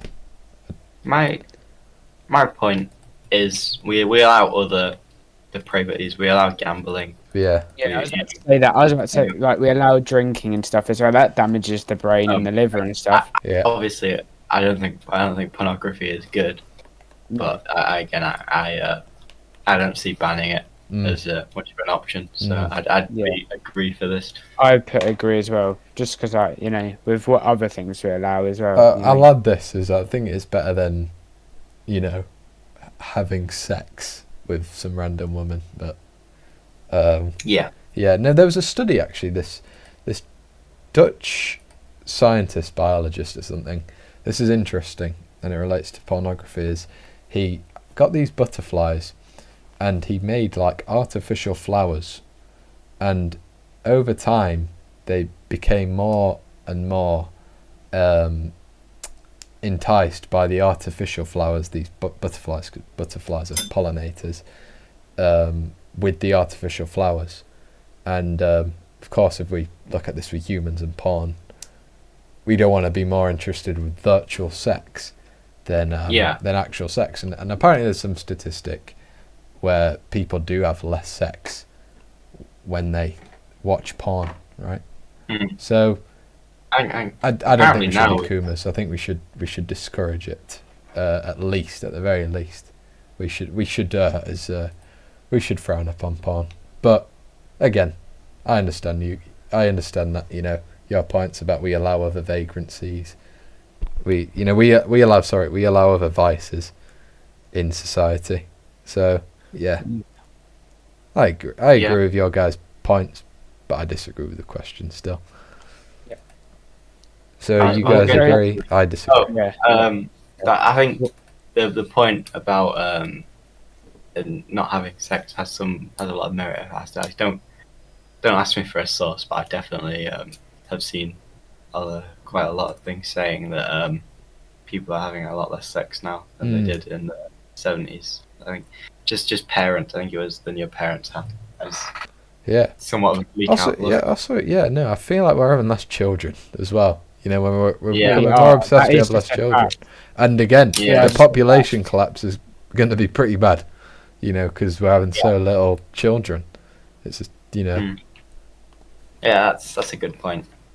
I do actually see porn as quite a bit more worse than gambling and drinking, because of purely the aspect. Actually, it's infringing on our progress very, very apparently. On a societal level, maybe, but on an individual. The thing is, that's a very good example. This question is a very good example on an individual level, it doesn't seem too much, but on a societal level, it's actually quite a bit big. So there's this aspect of broken window theory is it might not seem big at first, right? But it becomes even worse. It just keeps getting worse. So it's very hard. Ollie brought a good point. Is individually it doesn't seem that much, but societally. So I'm sticking with my guns. Who was that? That was Martin. Okay. Not fighting Martin. So we. The fuck did you guys I agree? do? You guys agree? Yeah. Okay. And I disagree. Okay.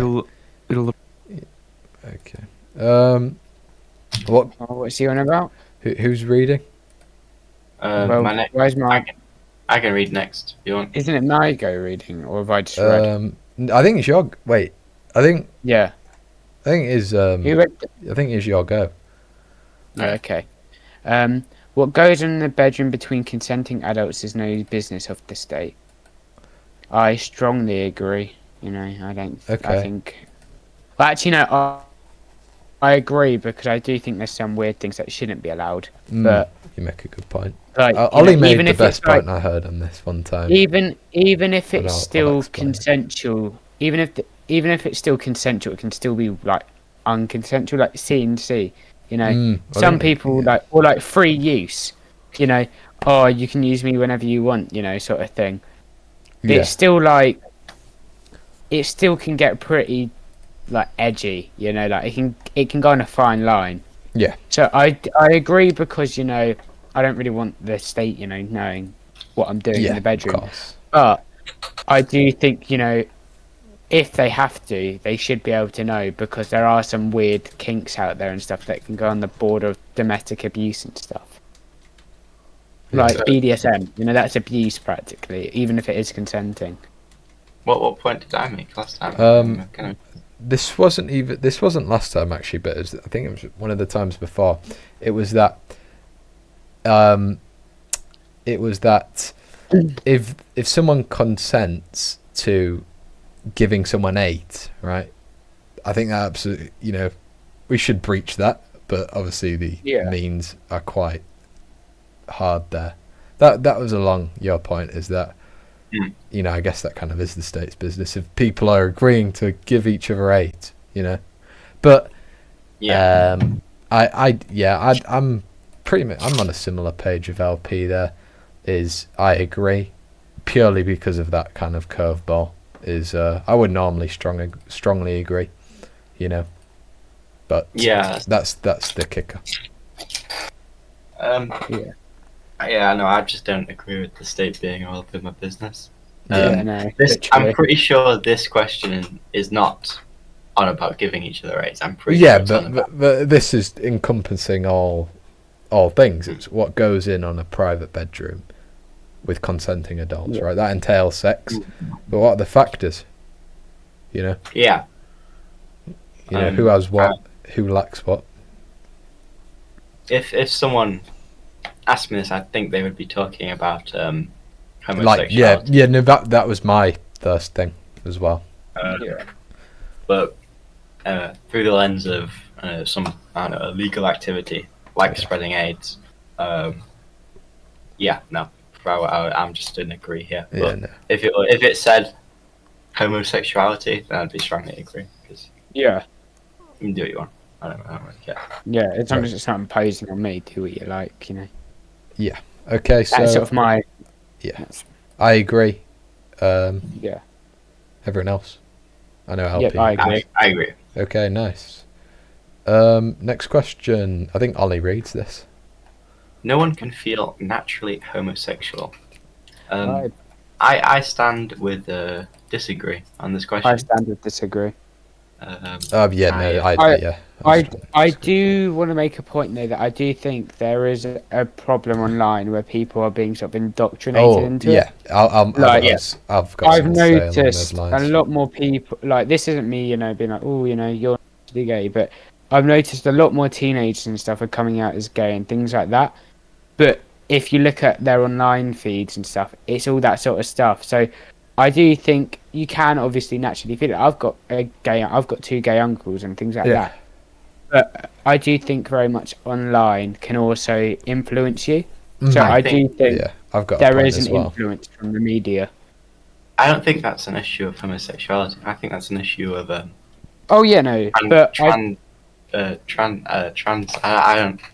think the whole trans thing is perpetuated online. No, but like, with you. I agree with that, but I think as a whole, like, all that sort of stuff, like the LGBTQ movement on a whole has sort of like... So there's girls from my school who say they are. Can I take it away? No, go ahead, actually. Finish your thing. Oh, I was just going to say there's like girls in my school who've said they are and say they are and stuff, and then they'll change it up each week. Being like, oh no, I'm straight now. I'm gay. It's like, no, it's just what's coming up on your For You page on TikTok that's influencing you. Like most things, I find this question is... it's a mix of both factors. I think it is both genetic and it's a mix, genetic and environmental. Is in today's world, we are seeing, more and more people just go with the flow. And me and Ollie knew a guy, literally an average guy, right? Eye clip, Ollie. Oh yeah. And he started hanging out with girls of kind of the that gay, right? And of that kind of ideology, and he became trans out of nowhere. By the way, out of nowhere. So I think, and I'll compare it to this: is obviously there will be people who turn out gay in kind of stricter religious communities like the Amish, wherever, right?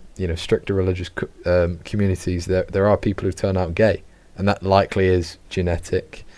But there is less and less, right? Obviously, some will be closeted, but it's because it's less perpetuated there, right? It's not seen, it's not talked about.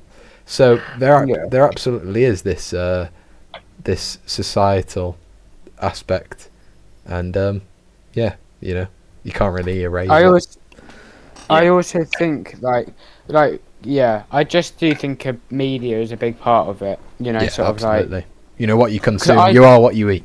Yeah, like I do know one person. He's not that open about it and stuff, and like I shouldn't really know it, but I do through like a mutual friend. But he he's trans and stuff, but he's not open about it. It's his hidden thing. So like. I like him, I believe, because he's not open about it. It's his little hidden thing. Yeah. He's not going around sort of spreading it, being like, And I doubt his For You page is like it or anything. I just think it's how he feels most comfortable. Right. But then I know, like, other people, like other girls, it's their whole personality. And I think that's the only reason they are it, is because it makes them unique. Yeah, makes them... You got to... it's our desire to join a club. Also, I had a point as well, an additional point. Oh God, it'll come to me. Your environmental factors point's a good one. God, no, the point will come to me. I'll read the question though. These days about sex. No, these days openness about sex has gone too far.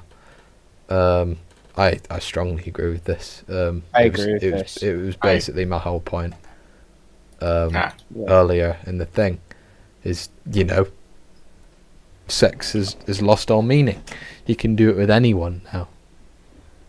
Oh wait, no. All right, I've got my point. I've got my point of the other one.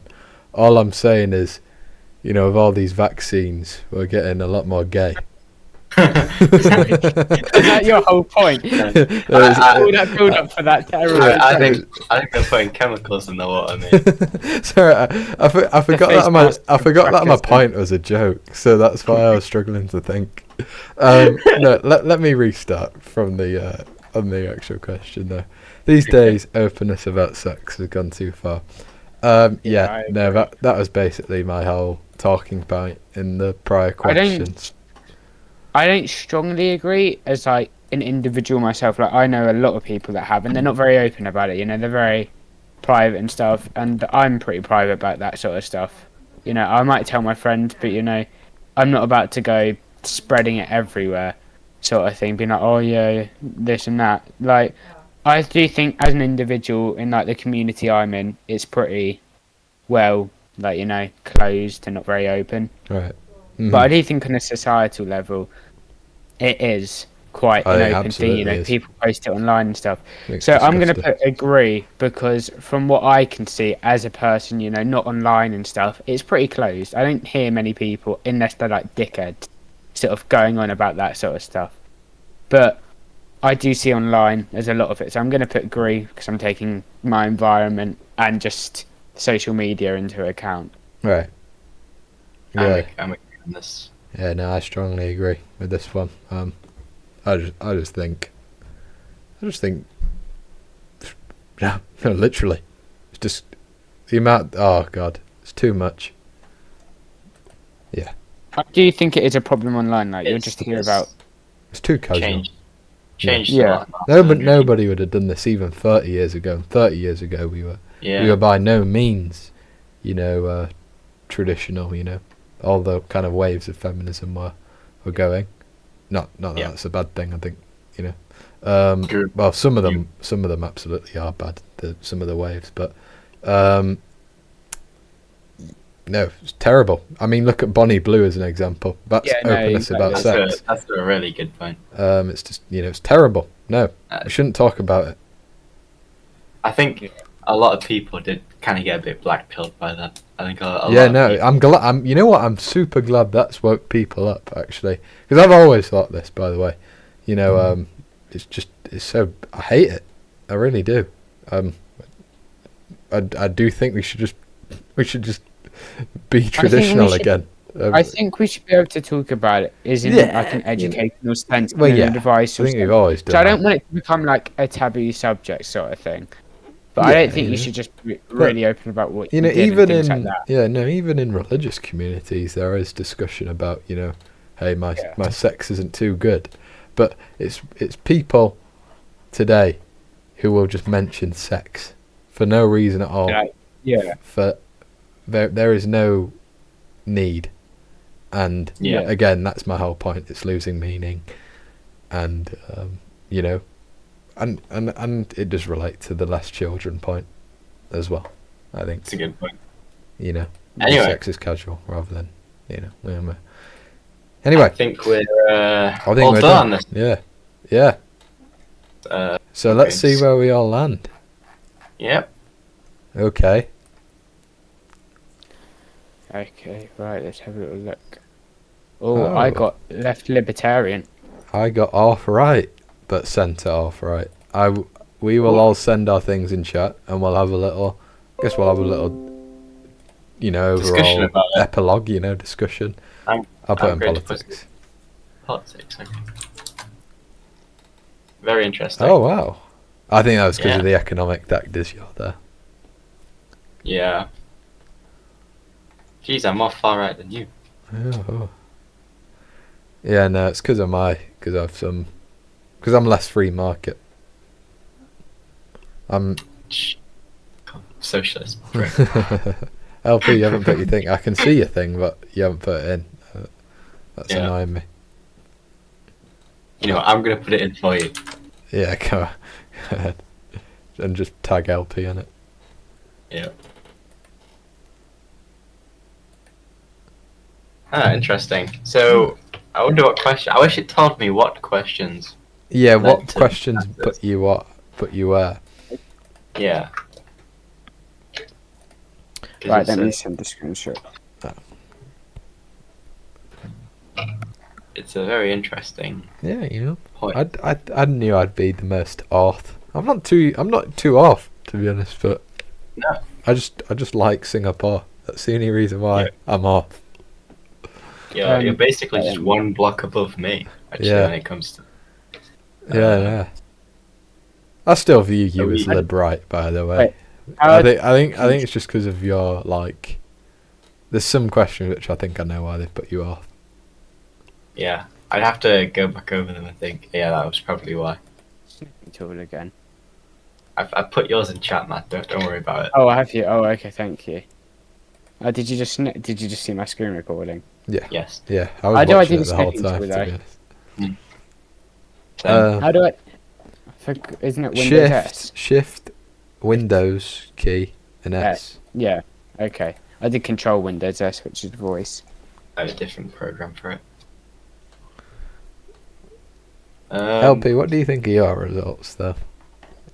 I don't think they've changed too much. I'm actually gonna put an image where we assumed where we would be, as well. Yeah. That'd be a good one. I don't think I've changed a whole lot though, realistically. Yeah, lib pens. I put it in chat. Okay, nice. Wait, mine or just where we? No, this hypothetical. Oh yeah. Yeah. I reckon you got pretty close. I'm looking for my old one to see a comparison. I think the question that put me there was things like possessing marijuana first. Wait, no, never mind. No, you were okay with the marijuana thing, I think. I'm trying to find which question. Oh, okay. I said that we should restrict multinational corporations. Which should be fairly, but LP, if you want to find where you used to land, search your name in the politics thing. Oh yeah. See that? Press from. Not frock. From. User LP lost pens showed, and I mean you can just scroll. You can find stuff. Oh, you got 39 pages of results. And, I would probably you could put has, then put has. Oh yeah. Has. Yeah, has. Not that kind Has. of has. Has. Cool. Like has. Scroll down. On the search options. Has. There. Your mouse is just on it. Down. One more. Down. No. There. Has. Image. There. And it'll turn up. It's your normal. Unless I'm going friggin' mad. Why is it not on there? It'll be on there. Has. Has. Is that how I sound? Has. Has. There we go. What the fuck? Are you a commie? Oh wow. Those old results. So press jump. Jump. Talking. Press jump. Jump. Jump. Oh, because others will come up as well. Okay. Oh, I've not changed. That's great. What the hell? Oh god, I used to be off the left. I used to believe in wealth redistribution and all this crap. I think everyone just copied my results. There you go. That's where I used to be. I've not moved. Yeah, no, you are the omni-liberal. Oh, he's the omni-liberal. Yeah. Jeez. Well, fair enough. So pretty central. I haven't moved. Yeah, no, I'm a centre boy as well. I moved a bit more to the authoritarian. Apparently, I'm not a centre boy. You're a fascist. You're more right than hippie. Yeah, but that's because of economics. Thanks, I get that a lot. To be fair, the Sapi values is a superior test because it does that. It is often economics, and then it has the conservative bar.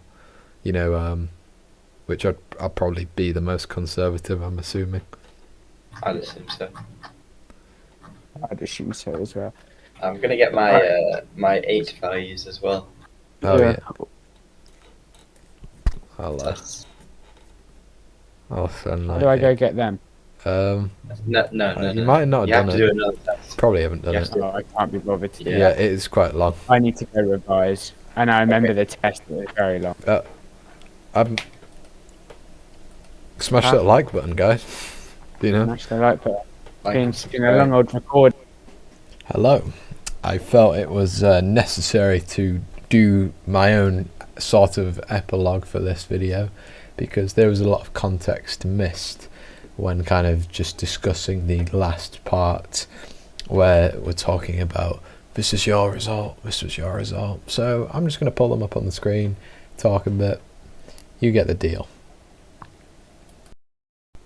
So this was the kind of projected results which we assumed we'd had, and we made this, well, me and Ollie made this with, you know, it's kind of a political compass with all the kind of characters we have encountered on Discord, just where we think they'd land. It's kind of a spoof on those kind of political compass memes, but I'm the little monkey on the off right.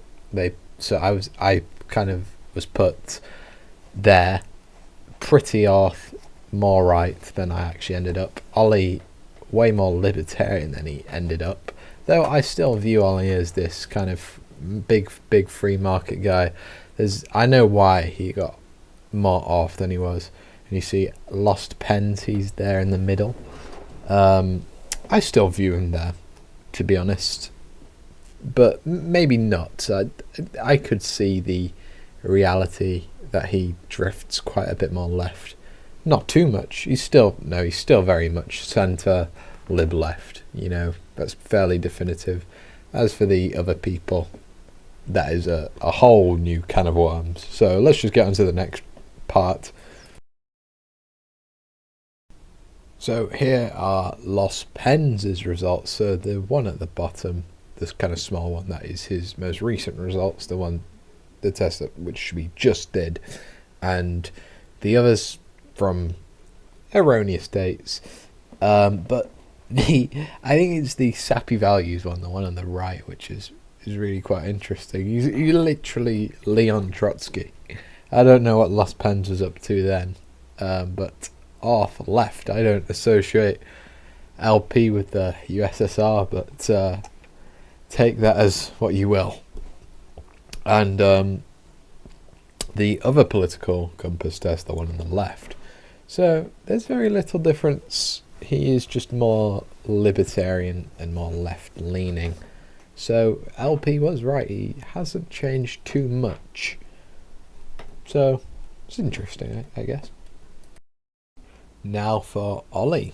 So the bottom right are his actual results. So just from the recording which you've just watched. And then the far left, well, the top left is his, I guess, last political compass results. He's close to where I landed, actually. But he's the alarming thing, or rather the thing which Ollie would see as rather alarming, would be him being very close to the off left. But as you can see from the 8 values, big markets guy, that's what I was talking about. And again, maybe Ollie's might be having a bit of a strange time thinking about it. 50% off, 50% libertarian, right? That's interesting. But the sappy values, I'd say, which is the top right, seems to be pretty damn accurate to me, at least. I feel like he'd be a bit more libertarian, but he is to the right, relatively conservative, and he I just think that's pretty accurate.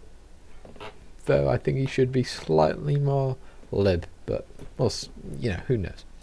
I also want to note that Ollie wasn't too happy with the neoliberal label which the test gave him, and neither am I happy. They called me a right-wing populist, and I happen to think right-wing populism, or any kind of populism, is dreadful. I'm a big anti-populist, to be honest, but that's what 8 values have called me. So I'd say 8 values is fairly accurate. I'd like to say more traditional, but yeah. But if you look at the tests, the most recent one is the bottom right. But if you look at my old results, I used to be off left. I was bashing LP for being a commie, but I was basically a Stalinist. Because Stalin, big off left, but he was quite socially conservative. So just look at the sappy one, top left, and I mean, I would have been in the same frame of thought for the political compass one, top right. So I am on no grounds to bash anyone, but I've reformed. I am a free market enjoyer now, and I've always been a big into the whole tradition thing, which so that's never changed. It's just economics. I don't know. Now I'm just kind of a pragmatist. Economically, you do what works best. I know that sounds like I stand for nothing, but I think it's better than just dogmatically sticking to some economic ideology if it doesn't work. All right, but hey, that's the video, guys.